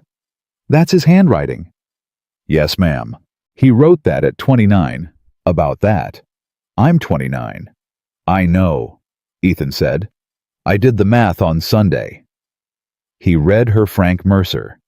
He read her the shop with the bad roof, and the 11 employees, and the 41, and the man with hands like a bear who Arthur described 3 separate times across 3 separate years, with the exact same phrase, "the only truly original mind I have ever stood next to." He read her the argument the car built to prove a thing instead of sell it. He read her March 4th, 1980, and the consortium, and the contract, and the 11-year shelf clause, and Arthur signing it alone in a room while Frank Mercer was 90 miles away, teaching a 17-year-old kid to weld out of pure spite. Walt made a noise at that part, and went outside for a while. At 9:40, Ethan read April 19th, 1980. It burned. They are saying it was the wiring. It was not the wiring. Olivia set the coffee down. Read that again. He read it again. He knew, she said. He knew something. Mr. Carter, my father built a company out of nothing, and there was a fire that destroyed the only competitor to the process he'd just sold. Her voice had gone flat and businesslike, and Ethan realized this was what she sounded like when she was terrified. Do you understand what that sentence looks like? Do you understand what a journalist does with that sentence? Yes, ma'am. And you brought it out of a bank vault and read it to me in a garage. Yes, ma'am. Why? Because I told you I wouldn't skip anything, Ethan said. And because I don't think it means what you think it means. What do you think it means? I think we should keep reading. They kept reading. They read October of 1981, and the porch in Marquette, and 1 hour and 40 minutes in the rain, and a check in a coat pocket, and a door that never opened. Ethan read out the sentence, and had to stop halfway and start it over. He said, I know you don't. That's why you're going to keep it. He said you keep it running, and when you have raised somebody who can look at it and see what it is instead of what it's worth, you give it to them, and then we're square. Not before. He said, that's the price, Arthur. Olivia Sterling put both hands flat on the workbench and bent forward over it. Ms. Sterling, don't. Okay. Don't be kind to me right now. I can't hold it. She stayed there a long moment. Then she straightened up, and her face was wrecked, and she said, It's me. He was supposed to raise me, and then give me the car. Yes. And he never gave me the car. No. For 30 years he started that engine, and every single time he started it, he was measuring me, and every single time the answer was no. Her voice broke completely. He didn't drive it because he hadn't earned it.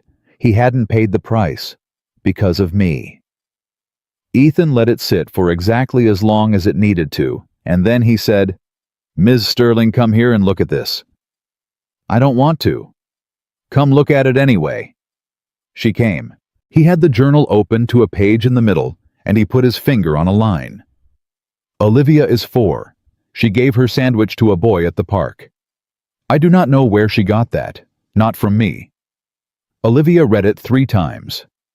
That's not the writing of a man who thinks his daughter's a lost cause, Ethan said. I read every one of these. There's about 360 entries in here, and you're in more than half of them, and the man is not disappointed in you. He's frightened. Of what? Of what he was teaching you. Ethan turned the page. Here. Olivia is 26. I have made a great deal of money, and I have taught her exactly one thing, which is how to be certain. She is certain about everything. I did that. Olivia read it. Her mouth moved on the last 3 words. I did that, she said. He's not writing about your failure, ma'am. He's writing about his. That's worse. Yeah, Ethan said. It usually is. At 10:50 they got to the letters. 19 of them banded together, all addressed to Frank Mercer at an address in Marquette, Michigan. Everyone sealed, everyone stamped, everyone with return to sender written across the front. He wrote 19 times, Olivia said. In how long? Postmarks run from 1982 to 2016. 34 years. She fanned them out on the bench. And Frank Mercer sent back every one of them. Ethan didn't answer. She looked up. What? Ms. Sterling, hand me the top one. She handed it to him. He held it under the bench lamp and turned it so the light came across the ink at an angle, and then he handed it back. Look at the handwriting on the front. It says return to sender. Look at the address he wrote, then look at the words somebody wrote across it. Olivia looked. She looked for a long time. It's not the same person, she whispered. No, ma'am. It's a woman's hand. That's what I thought too. Look at the next one, and the one after. She went through all 19 fast, and her breathing changed. They're all the same hand, she said. All 19. 19 letters over 34 years, and the same person sent back every single one. She looked up with her eyes enormous. "Mr. Carter, if it isn't Frank?" "Then Frank never knew," Ethan said. "Then for 34 years, your father wrote to a man who never got a single word of it, and somebody in that house made sure of it, and both of those men died thinking the other one had nothing to say." Walt Hendricks spoke from the doorway, and neither of them had heard him come back in. "Ruth," he said. They turned. "Frank's daughter." Walt's voice was thick. "Not your mother, ma'am, different, Ruth. I know that's confusing. They were both Ruth. Half the women born in 1929 were Ruth." He came into the light. "Frank had a girl. She'd have been about 30 in '82. Moved him in after his wife passed. Handled everything." "Walt," Ethan said. "Is she alive?" "No. Cancer maybe 8-9 years back. I heard it secondhand." Olivia sat down hard on the good stool. "So there's a nephew," Ethan said slowly. "There's a nephew in Marquette who told me on the phone Monday night that his uncle is a private man, and if I'm calling about a car, I can stop." Olivia's head came up. "Say that again." "His uncle," Ethan said. Present tense. They looked at each other across a workbench with 19 unopened letters lying between them. "Oh my God," Olivia Sterling said. "He's alive." They left at 4:15 in the morning.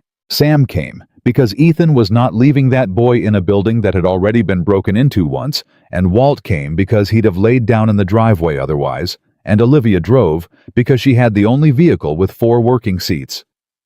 9 hours to Marquette.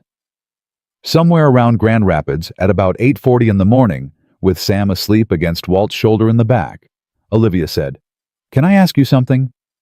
"Sure." "Why didn't you take the 11 million? Ethan looked out the window for a while. 11 years ago, I worked on a program in Huntsville, he said. I wrote a report that said a component was going to fail. It wasn't dramatic. It was 4 pages and a graph. And a program manager took me into a conference room with 6 other men and asked me if I was certain, and I said yes. And he said, "Ethan, everybody in this room has a mortgage." What happened? I didn't sit down. Ethan turned his hands over in his lap. And they buried the report, and 8 months later it failed on a test stand, and nobody got hurt, which was luck. And by then, I'd been reassigned to a building where they didn't have a window. He shrugged. I quit. Sarah was pregnant. I told her I did the right thing, and I believed it for about 2 years. And then it just cost and cost and cost. He watched the road. She got sick. We had insurance for a while, and then we had worse insurance, and I sat in a chair in a hospital in Columbus doing arithmetic about a job I'd quit for a principal nobody had ever thanked me for. He was quiet a second. Ms. Sterling, when you threw those keys at me, I signed that paper because I was done losing on principle. That's the truth. I took the humiliation on purpose because I wanted something out of that day. And now you're turning down $11 million. Yeah. So what changed? Ethan thought about it honestly because she deserved the honest one. I found out it wasn't mine to sell, he said. The house was small and green, and there was a ramp built onto the front steps by somebody who wasn't a carpenter. Walt went up first because Walt insisted and knocked, and a man in his 50s opened the door and looked at all of them standing in the yard, and his face closed like a fist. No, he said. Sir? You're the guy from Ohio. I told you on the phone. You did, Ethan said. Sir, my name's Ethan Carter. This is my son Sam. This is Walt Hendricks, who swept your uncle's floor in 1976, and this is Olivia Sterling. The man's eyes moved to Olivia and stopped. Sterling? Yes. Arthur Sterling's girl. Yes. Lady, you have got some nerve. I know, Olivia said. I have exactly one thing to say, and then we'll go if you want us to. Say it fast. She held up the letters. Your uncle wrote your grandfather off for 46 years, she said. And my father wrote him 19 times, and your Aunt Ruth sent every single one of them back without ever opening them, and I don't think he knows. And I have driven 9 hours to be a person I have never once been in my entire life, which is the person who tells the truth when it makes her look terrible. The man stared at the bundle in her hand. Ruth, he said. Yes, Ruth would have. His jaw worked. God help me, that's exactly what Ruth would have done. She hated him. She used to say the name Sterling like it was a diagnosis. He put his hand on the doorframe. He doesn't talk much, he said. He's 92. Some days he's not there. Some days he's more there than I am. Is today one of the good ones? Walt asked. The nephew looked at him. Today, he said. He's been sitting by the window since 6. Frank Mercer was in a chair by the window with a blanket over his knees and his hands folded on top of it, and the hands were the hands from the photograph, and they were the biggest hands Ethan Carter had ever seen on a human being. He looked at the 4 of them come in. His eyes went past Ethan, past Sam, past Olivia, and stopped on Walt. Well, Frank Mercer said, you still can't weld. Walt Hendricks sat down on the floor of that living room, 71 years old, and cried like a boy. It took about 20 minutes to get through it. Then Frank looked at Olivia and said, You're his. Yes, sir. You've got his chin. Poor girl. Mr. Mercer, I'm here because... I know why you're here. He shifted in the chair. You're here because somebody finally started the car, and something fell out from under the seat. The room stopped. How do you know that? Ethan said. Frank Mercer looked at him for the first time. Because I'm the one who put it under there, he said. Nobody breathed. 1980, Frank said. April, night of the 19th. His voice was slow, but it did not wander. I drove that car out of the Meridian building at 9:40 at night, and I parked it at my brother-in-law's, and I walked back. Olivia said very quietly, Mr. Mercer, you want to know if I did it? He nodded. You should want to know. Everybody should have wanted to know, and not one soul ever asked me. Did you? Yes. Ethan felt the floor move. I burned my own shop, Frank Mercer said. I want that said out loud in a room with witnesses before I'm dead, and I'll tell you why, and then you can do whatever you want with it, because at 92, the worst they can do is give me a nicer bed. Frank, Walt said. He sold it. Frank's hands closed on the blanket. He sold the process to men who told me to my face in my own office with him standing there that they intended to put it in a drawer for 11 years so it wouldn't cost them their tooling. 11 years. And I said, gentlemen, in 11 years, I'll be 63, and one of them looked at his watch. So you burned it. I burned the drawings I'd left in the building. I burned the fixtures. I burned every piece of hardware they'd bought and hadn't collected yet, and the roof went, and I stood across that road and watched it, and I have not been sorry one single day. But the process, Ethan said. The drawings in the tunnel. You saved a set. I saved a set. Frank's eyes came up. And I put them in the one place on God's earth those men would never look, which was inside a car they'd already written off as scrap, and then I gave the car to the man who sold me out. Why? Olivia said. Why him? Because he was the only one who'd keep it. Frank said it like it was obvious. Girl, your father was the best man I ever knew for about 3 years, and then he was frightened for about 6 months, and then he was a coward for one afternoon, and then he spent the rest of his life paying for that afternoon in a currency nobody could see. He shook his head slowly. He came here in 81, stood on the porch in the rain. An hour and 40 minutes, Olivia said. Frank stopped. He wrote that down. He wrote everything down. An hour and 40 minutes, Frank said, and his mouth went unsteady for the first time. I sat on the stairs the whole time. I could see his shoes under the door. Mr. Mercer. Olivia was crying and not hiding it. He wrote to you 19 times. He never wrote. He wrote 19 times. She put the bundle in his lap. Between 1982 and 2016, and Ruth sent them back. Frank Mercer looked down at the letters on the blanket. He picked up the top one with those enormous hands and turned it over and looked at the back where it was still sealed and made a sound that no one in that room ever talked about afterward. "Ruthie," he said. "She was protecting you," the nephew said from the doorway. "I know what she was doing." He was shaking.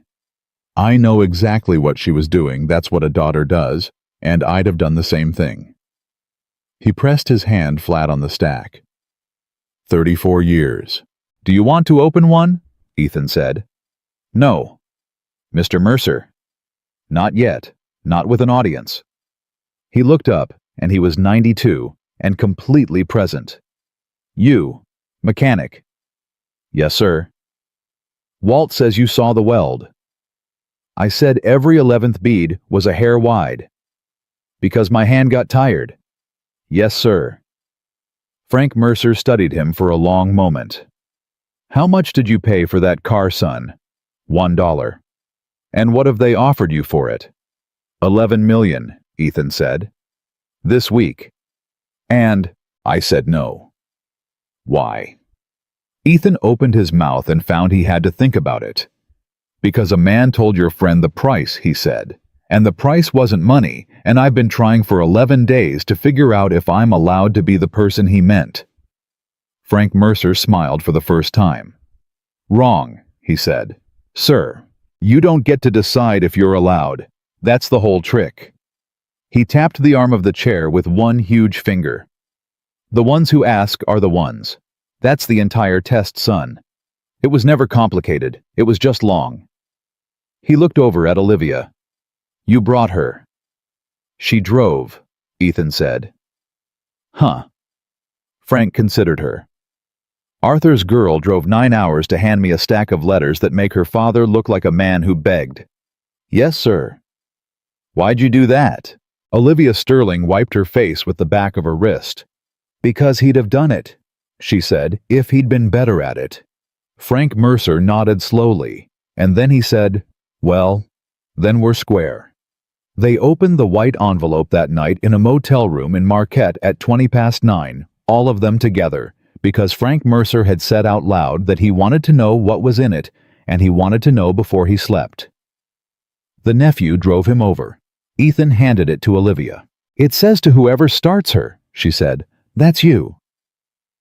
"Ms. Sterling, I've been carrying this thing for 12 days. Take it." She opened it. There were 2 pages, and the handwriting was shakier than the journal, and it was dated 11 weeks before Arthur Sterling died. She read it out loud. "If you are reading this, you found her under the seat or you found the tunnel. And either way, you were not looking for money, because a man looking for money would have sold her before he took her apart. My name is Arthur Sterling, and I am going to tell you the truth in the correct order for the first time. In 1980, I sold a process that belonged to a better man than me. I told myself it was for 41 employees. 30 of them were laid off inside 2 years anyway, and I have never once been able to make that arithmetic come out. Frank burned Meridian. I have known that since the week it happened. I never said one word to any investigator, and that is the only decent thing I did in that entire year, and I have held on to it like a man holding a coin in his fist. He gave me the car, and he named the price. Raise somebody who can look at her and see what she is, instead of what she is worth. I have started her every first Sunday for 30 years, and I have never once been able to say the price was paid. That is not my daughter's failure. My daughter is the most capable person I have ever produced, and I built her a world where being right was the only thing that was ever rewarded. And then I was surprised when she stopped being able to see anybody who was wrong. That is my failure. It has my name on it. So I am doing the only thing I have left. I am not leaving her the car, and I am not putting it in the catalog, and I am not telling anyone it is here. I am leaving it where the wrong kind of person will step over it, and the right kind of person will stop. Whoever you are, you owe me nothing. The car is yours.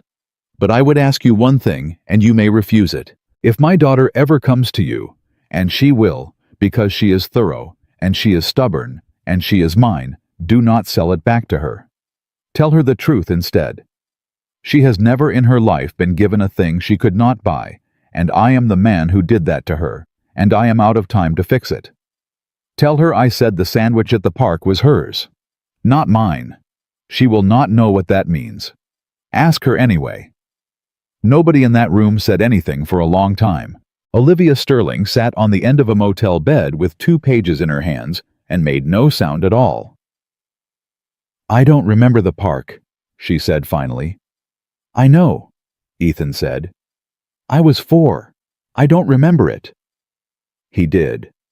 She folded the letter along the creases he had made and held it against her chest with both hands, and Frank Mercer said from the chair by the door, "Well, hell. Mr. Mercer, 30 years. The old man's voice was rough. 30 years he sat out there in that garage flogging himself, and the answer was he'd already raised her. She was 4 years old, and she'd already got it, and he taught it out of her by accident, and then couldn't see he could teach it back." Olivia looked up. "Can he?" she said. "Can it be taught back?" Frank Mercer looked at a woman who had driven 9 hours to make herself look terrible. "Girl," he said, "what do you think today was?" The car sold on a Saturday in October at 11:22 in the morning. It went to auction because Frank Mercer said it should, and because the drawings had been published 2 weeks earlier in a joint filing that Olivia Sterling paid for and signed her own name to over the written objection of 4 members of her board, 3 of whom resigned within a month, and 1 of whom is currently being deposed. The room was full. There were people standing at the back. Ethan Carter sat at the 4th row in a jacket he'd bought for a funeral 3 years earlier, with his son beside him in a clip-on tie, and Walt Hendricks on the aisle, and Olivia Sterling on the other side of Sam, and none of them had said a word in 4 minutes. Bidding opened at $3 million. It was at 6, inside 90 seconds. At 8.5 it slowed, and 2 phones fought about it for a while, and Sam whispered, "Dad, is that real?" And Ethan whispered back, "None of it's real till the hammer, bud." It hammered at $9 million. The room made a noise. Somebody behind them said, "God Almighty." And Ethan Carter sat there in the 4th row and found to his complete astonishment that he felt almost nothing at all. He turned his head. Olivia was watching him. "You okay?" she said. "I keep waiting." "For what?" "For it to be the big part." He looked at the empty stand where a rusted car had sat 60 seconds ago. "Ms. Sterling, $9 million just happened to me, and it's the 4th most important thing that's happened to me this year." She smiled with her eyes full. "What are the other 3? "A bootlace," Ethan said. "A porch in Marquette. And a man who told me the ones who ask are the ones." Sam tugged his sleeve. "Dad, everybody's looking at us." Ethan Carter stood up and buttoned his funeral jacket and took his son's hand. "Let 'em look," he said. It was 11:26 on that Saturday morning, 4 minutes after the hammer, when a woman with a clipboard found Ethan Carter in the hallway outside the auction room and told him the buyer wished to remain anonymous. "That's allowed." "It's common, Mr. Carter." "Ma'am, does anonymous mean I never find out, or does anonymous mean I find out in a year?" "It means the house doesn't tell you," she said. "It doesn't mean the world doesn't." Sam was pulling at his clip-on tie. "Dad, what's anonymous?" "It means somebody spent $9 million and doesn't want their name in the paper," Ethan said. "Which, in my limited experience, means one of 2 things." "What 2 things?" "Either they're modest," Ethan said, "or they're hiding." Walt Hendricks came out of the room with his hat in his hands and stopped. "Son?" "I know. You know who I'd bet on." "Walt?" "I'd bet on the fellas who wanted them drawings back."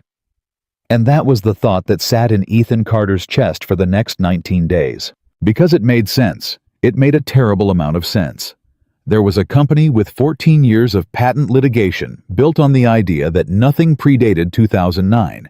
And there was now a car sitting in a crate with a chassis number stamped 1978, and $9 million was not very much money to a company like that if it bought the ability to put that car in a warehouse and never open the door again. Olivia Sterling did not say a word about any of it on the drive home. The wire hit on Tuesday at 9:40 in the morning. Ethan was on his back under a customer's Buick when his phone buzzed on his chest, and he looked at it, and he did not get up for about 2 minutes. Then he rolled out, walked to the office, sat down in the chair, and called the bank to confirm it, because he did not believe screens. "Sir, I can confirm the deposit." Can you say the number out loud? I'm sorry. Ma'am, I need somebody who isn't me to say the number out loud. She said it out loud. Ethan Carter thanked her, hung up, and went and stood in the middle of his own shop, where a rusted car had sat for 11 weeks, and put his hands on top of his head and said, "Sarah, you would not believe this." Then he went upstairs, took the bank letter out of the drawer, the one he'd carried in his shirt pocket for a month, and paid off a mortgage that was 79 days behind, and it took him 4 minutes on a laptop. And that was the part that nearly broke him. 4 minutes. 3 years of arithmetic at 2 in the morning, and it took 4 minutes. He drove to Marquette on Thursday. He didn't call ahead. Walt came with him and slept most of the way, and when they got to the little greenhouse with the ramp built by somebody who wasn't a carpenter, Frank Mercer was in the chair by the window, and the nephew let them in without a word. "You're back," Frank said. "Yes, sir." "They sell her. 9 million. Huh. Frank's enormous hands didn't move on the blanket. "That's a lot of money for a car that never got out of second gear. Mr. Mercer, I came up here to say something, and I've been practicing it for 4 hours, so let me get it out." Ethan sat down across from him. "Half of that's yours." Frank looked at him. "No," he said. "Sir, no. You built it." "Son, I built it, and then I gave it away, and I gave it away with a price on it, and you paid the price." Frank's chin came up. "You want to hand me $4.5 million? That's you buying something. That's not you sharing." "Buying what?" "Peace of mind." Frank's mouth twitched. "Which you can't have. Nobody gets it. Sit down." Ethan sat. "How old are you?" 38. "And what were you before you were a mechanic? An engineer?" "What did they do to you?" Ethan told him. It took 6 minutes. Frank Mercer listened the way he had probably listened to everything for 92 years, which was completely without once making a sound. At the end he said, "Huntsville." "Yes, sir." "And you quit?" "I quit. How long did it cost you?" 11 years and my wife's insurance." "There it is." Frank nodded slowly. "That's the bill, son. Everybody thinks the bill comes the day you say no. It don't. It comes for the next 20 years in little pieces and nobody sends you a statement." "Yes, sir. So don't you give me half." Frank pointed one huge finger at him. "Don't you dare. You go do something with it that makes the next kid's bill smaller. That's the only thing money's ever been good for, and I'm 92, so I'm allowed to say it flat." Walt said from the corner, "Frank?" "What?" "He ain't gonna listen." "I know he ain't gonna listen," Frank said. "Look at him. He's got the face. Arthur had that face." That was the first time anyone had told Ethan Carter he looked like Arthur Sterling, and it landed in a place he hadn't known was open. He asked before he left, "Did you open them?" Frank didn't answer for a while. "Some." "How many?" 11. The old man's voice thinned out. "I do about 1 a week. Any more than that, and I don't sleep." "What are they?" "Mostly nothing." Frank looked at the window. "Man talking about his knees. Man telling me a fellow we knew died. 1989, he wrote 4 pages about a fishing trip and never once said the word sorry, and I sat here and laughed out loud. Because that was Arthur. That was exactly Arthur. He'd walk 9 miles around a thing." He paused. "And then the last line of it says I think about the roof." "The roof?" "Meridian had a bad roof." Frank's eyes came back. "He fixed it in 78 out of his own pocket and never told me. I found out from the roofer." Ethan didn't say anything. 19 letters, Frank said. 34 years. And Ruthie sent everyone back, and I don't blame her 1 inch. And I want you to understand that both of those things are true at the same time, son. Because that's the part nobody ever tells you about being old. It's all true at the same time. Ethan stood to go. "Mechanic."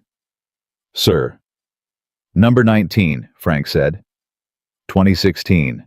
That's the last one he ever sent, and I ain't opened it, and I'm not going to open it alone." "Then don't. You'll come back." "Mr. Mercer," Ethan said, "you couldn't keep me out of Michigan with a wall." The lawsuit landed in November. Not against Ethan. against Olivia Sterling personally by 4 former board members and one holding company that had spent 14 years building a patent position on the premise that nothing predated 2009 and had watched a woman with her own name on the letterhead file 46-year-old drawings into the public record without asking anybody. Donna Ochoa called Ethan at 7 in the morning to tell him. How bad? Bad. They're going after her for breach of fiduciary duty. The theory is she destroyed shareholder value on purpose. Did she? Mr. Carter. Dana said she destroyed about $400 million of shareholder value in 11 minutes with a notary present. She absolutely did. Ethan called her that afternoon. You didn't tell me. Why would I tell you? Ms. Sterling, it's my company, and it's my mess, and you have a 9-year-old. Her voice was steady, in a way he'd learned to be suspicious of. There's no version of this where you help. There's one. There isn't. There is, and you know exactly what it is, and you don't want to ask me for it. He waited. So I'll say it. I'll testify. Silence on the line. You'd have to sit in a room with their lawyers for 2 days. I've sat in a room with worse. They'll bring up your wife. Ethan's grip tightened on the phone. Why would they bring up my wife? Because they'll say you had a financial motive, and to say that they'll need to say you were broke, and to say you were broke, they'll walk through every bill you couldn't pay in 2023. Her voice cracked once, and she pulled it back in. I've read the deposition outline. I read it Tuesday. That's why I didn't call you. Ms. Sterling. Mr. Carter, I have done one decent thing in my entire adult life, and I am not going to pay for it with your wife's medical file. You don't get to decide that. I'm deciding it. No, ma'am. Ethan stood up. You threw keys at my chest in front of 200 people, and I let you because I decided what I was willing to take that day. That was mine. This one's mine too. She was crying. He could hear it, and she didn't try to hide it, which was new. Why? She said. Because your father wrote that his failure had his name on it, Ethan said. And you're the only person I've ever watched pick up somebody else's failure and carry it out the door in public. He paused. Ms. Sterling, that's the whole thing. That's the entire test. Frank told me, and I didn't understand it for a month. The deposition ran 2 days in January. They did bring up his wife. On the second morning, a lawyer in a very good suit asked Ethan Carter to confirm that in March of 2023, he had missed a payment on a hospital bill, and Ethan said yes, and the lawyer asked him to confirm the amount, and Ethan said $11,440 from memory, without looking at the exhibit. The lawyer looked up. You know that figure by heart. Sir, Ethan said, I know all of them by heart. The room got very quiet, and Olivia Sterling put her hand over her mouth, and her attorney wrote one word on a legal pad and underlined it twice. They settled in March. The terms were sealed. 2 of the 4 board members left the industry. The patent portfolio collapsed on its own about 14 months later, which surprised nobody who had actually read the 1978 drawings. And on a Tuesday in April, at 4:20 in the afternoon, Ethan Carter drove to Marquette because the nephew had called and said today. Frank Mercer was in the chair. He was smaller. That was the thing Ethan hadn't been ready for. Mechanic. Yes, sir. Number 19. You sure? I'm 93 next month, Frank said. I ain't sure of anything, that's why we're doing it now. Ethan opened it. 2016. 2 pages. Arthur Sterling's handwriting already going shaky. Frank said, Read it out. Ethan read it out. Most of it was a man talking about his knees and a fella they'd both known who had died and the weather in Ohio, and 4 sentences about a boat he was thinking of buying and didn't buy. And then the last paragraph. I bought the lot in 1981. I have never built on it. I pay the taxes every January, and my accountant has asked me about it 40 times, and I have never given him an answer he liked. It is 9 acres, and there is nothing on it, and I have never once driven past it. The deed is enclosed. It is in your name, and it has been in your name since 1981, which means you have owned 9 acres in Ohio for 35 years. And I have been paying the taxes on land that was never mine. I do not know what it is for Frank. I only know I could not stand to let anybody else build on it. Ethan turned the page over. There was a deed folded behind it. Recorded. Notarized. Frank Mercer's name typed in a machine in 1981. Nobody in that room said anything for a long minute. Then Frank Mercer said, "That's where the shop was." "Yes, sir." "That's the ground." "Yes, sir." The old man leaned back and shut his eyes. 35 years, he said. 35 years he paid taxes on a hole in the ground because he couldn't stand to see a gas station on it. "Frank," Walt said, and that was all he could get out. "Mechanic." "Sir." Frank Mercer opened his eyes, and they were wet, and they were absolutely clear. "You got $9 million, he said, "and I got 9 acres, and I have got maybe 4 months, and I am going to ask you a question, and I want a fast answer, because slow answers are for people with time. Ask me. What are you going to build on my ground?" And Ethan Carter, who had been turning something over in his head since a Tuesday morning in October and had not said it out loud to one living soul, said it out loud. "A school," he said. Frank Mercer started to laugh. He laughed until he coughed, and the nephew came in, and he waved him off, and he sat there with his enormous hands shaking on the blanket. "A school," he said. "In my shop." "Yes, sir." "Teaching what?" "Hands," Ethan said. "Welding, machining, diagnostics, fabrication, free. 18 months. Tools included because tools are why people quit." He leaned forward. "Veterans first, then single parents, then anybody who walks in the door and doesn't have a better option." "How many?" 20 a year to start." "Not enough. It's what 9 million buys, sir, if you want it to still be there in 20 years. Frank Mercer nodded slowly at that, because it was an engineer's answer, and he had been an engineer for 70 years. "Who teaches the welding?"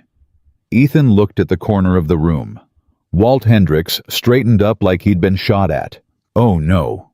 Walt, I'm 71 years old. Frank taught you out of pure spite," Ethan said. "You've got 20 years of spite left in you, easy." "I ain't a teacher." "Walt," Frank Mercer said. "Don't." "Walt." The old man's voice was quiet. "You swept my floor for a year, and I never once told you that you were good. And then you spent 31 years mowing a rich man's grass, and I never called you either." He paused. "I'm calling you now." Walt Hendricks sat down on the edge of the bed and put his face in his hands for the second time in this story. "Somebody's going to have to help me with the paperwork," he said. Frank Mercer died on the 11th of August at 4 in the morning in his own house, with his nephew holding one hand. He had opened all 19 letters by then. He'd finished the last one in June and told Ethan on the phone that it took him 8 weeks to read 34 years, which he thought was about the right speed.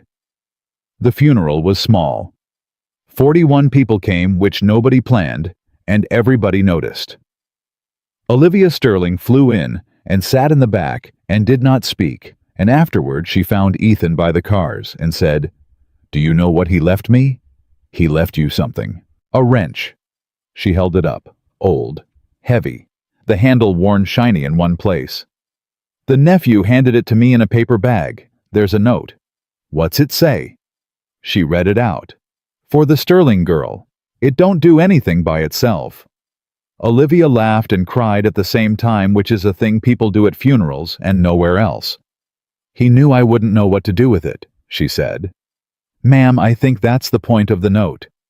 "Yes, thank you. I got there." They broke ground in October.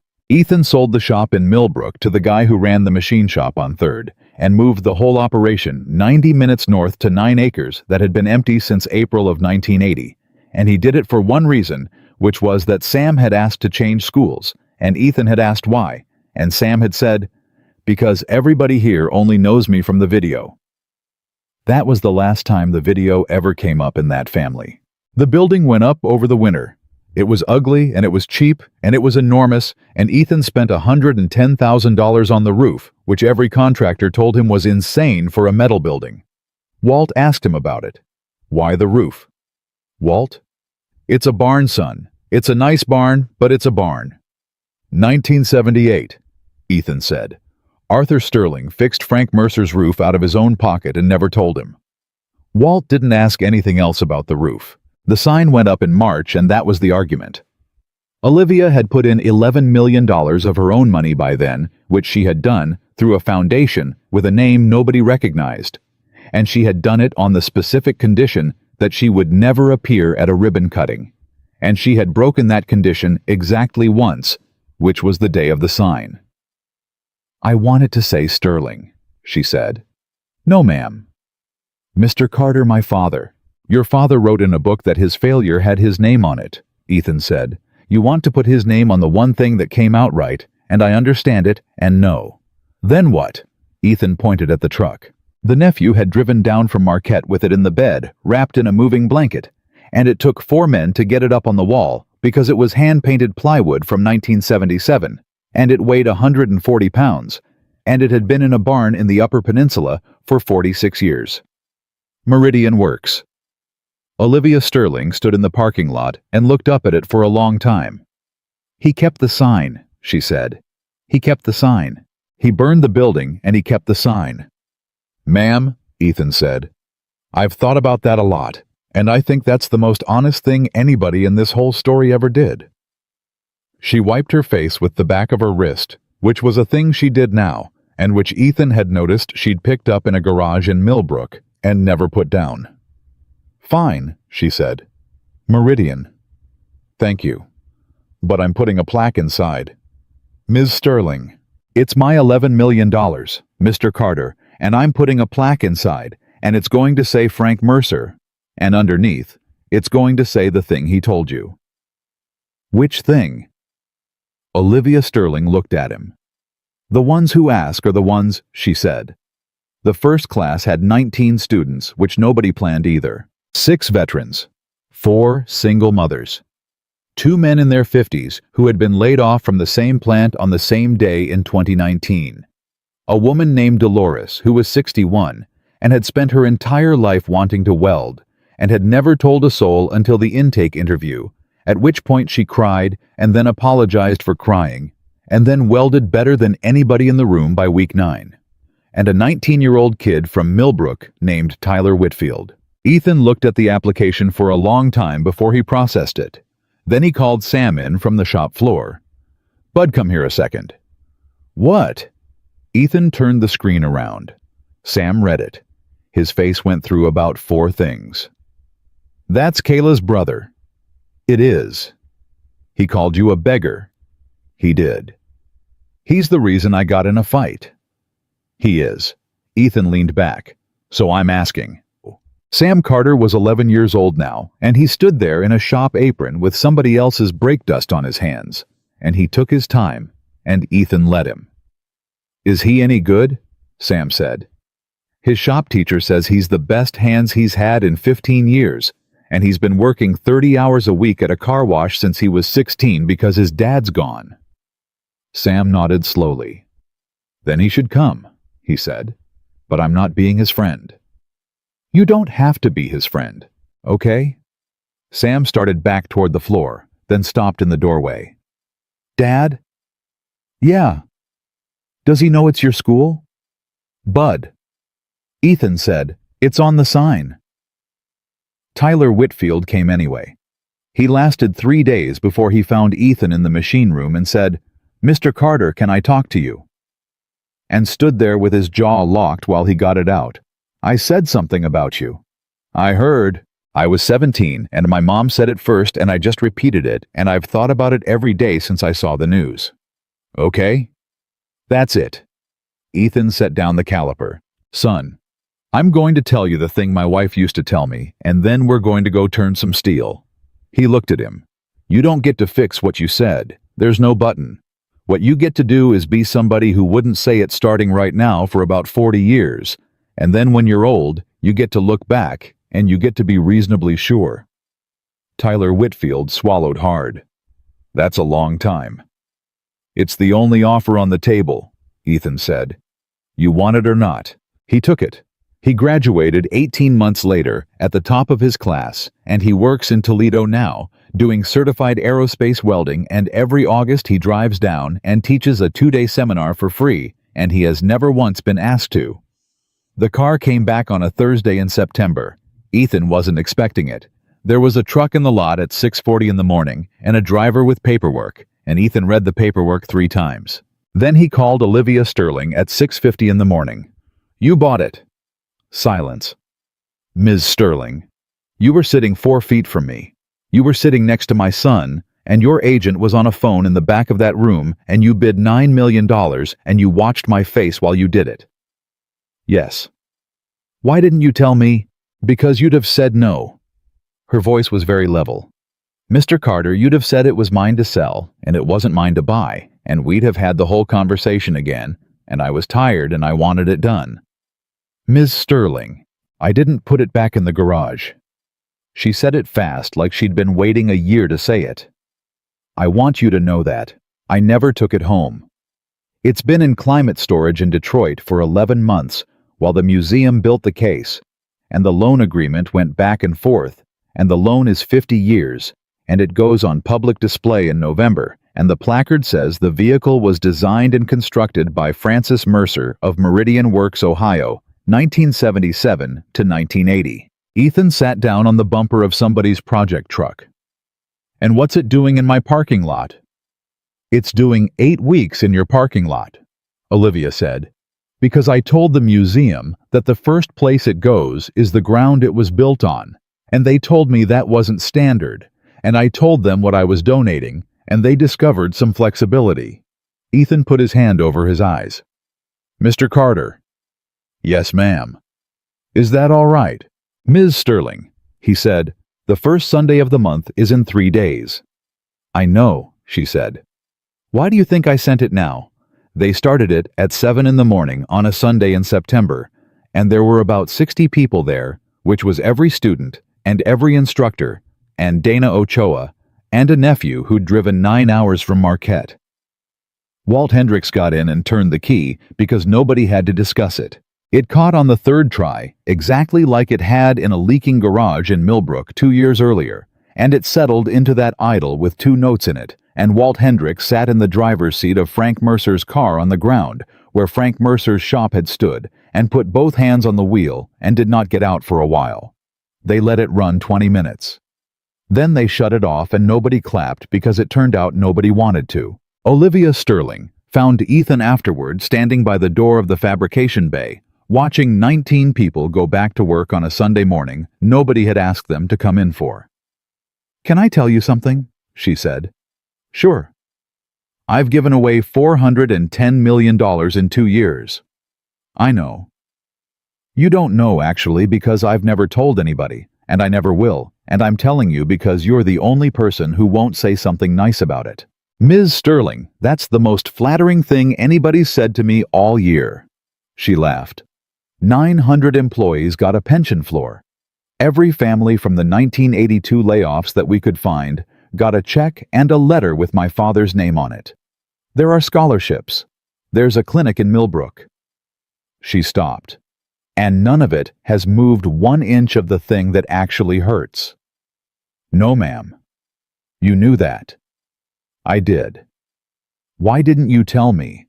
Because you wouldn't have believed me, Ethan said, and because it wasn't wasted. 900 people have a pension. That's real. It's just not medicine. Olivia was quiet. I don't remember the park, she said. I still don't. I've tried for 2 years. Ms. Sterling, I was 4 years old, and I gave a boy my sandwich, and it's the single most important thing I ever did, and it's gone. Ethan Carter looked out at the floor where Dolores, who was 63 now, was standing over a 19-year-old kid's shoulder, telling him his travel angle was garbage. Ma'am, he said, can I tell you what I think? Please. I don't think your father wrote that down because of the sandwich. She turned. He wrote it down, Ethan said, because he watched a 4-year-old do it without being told, and he understood in that second that it was already in you and it hadn't come from him. That's what scared him. He spent 30 years thinking he had to put something into you, and he was wrong. It was in there the whole time. He just built a world on top of it. Olivia Sterling stood in the doorway of a metal building on 9 acres in Ohio and cried the way people cry when something finally lands in the right place. "Then what was the car for?" she said. Ethan thought about a bootlace and a porch in the rain and 600 cold starts and 6 miles on a clock. "It was a shovel," he said. Sam came up at 9 the way he did every Sunday with 2 cups of coffee and one for himself, now that he was 12 and had negotiated it. "Dad, Dolores says the plasma table's throwing a fault." "Tell her to check the ground clamp." "She said you'd say that, and she said tell him I already did." "Then tell her I'll be there in a minute, and she was right and I was wrong." Sam grinned and went off, and Olivia watched him go. "He's not the same kid." "No, ma'am." He was so angry. He was 9 years old, and he watched a grown woman throw keys at his father. Ethan said without any weight on it at all because 2 years had taken the weight off. "He gets to have been angry." "Mr. Carter." Olivia turned to face him. "I have never actually asked you this, and I've wanted to for 2 years. Why did you say thank you? In the garage, you knelt down in front of 200 people and picked up keys out of the dirt, and you said thank you, ma'am. I'll take good care of it." "Why?" Ethan Carter looked at a sign that said, "Meridian Works, hand-painted in 1977, hanging over a school that taught 19 people a year for free." "Because I meant it," he said. "Even then. Ms. Sterling especially then." He handed her the second coffee. "That's the part everybody gets wrong about that video. They think I was being humble. I wasn't being humble. I was being accurate. Somebody handed me a thing everybody else in that county had already decided was worthless, and I was the only man on that property who could see what it was, and that is the single luckiest thing that has ever happened to me." "And the money. The money was the smallest part of it," Ethan said. "It was just the loudest." They stood there a while. "Do you want to know what he'd say?" Olivia asked. "My father. If he could see this, what would he say?" She smiled, and it was nothing like the smile she'd worn in a garage on a Saturday 2 years earlier. "He wouldn't say anything," she said. "He'd stand in the back and count the room." 200 people laughed at a mechanic in work boots that day. Every one of them went home certain they had watched a man lose. They were wrong, and they had been wrong for a long time, and they were wrong about the same thing every crowd is always wrong about, because the world will never once tell you where the valuable thing is buried. It only tells you where everybody has already agreed not to look. Ethan Carter looked anyway. That is the whole story, and it is the only lesson in it. The measure of a person is never what they own. It is what they are willing to see in something and in someone that everyone else has already thrown away.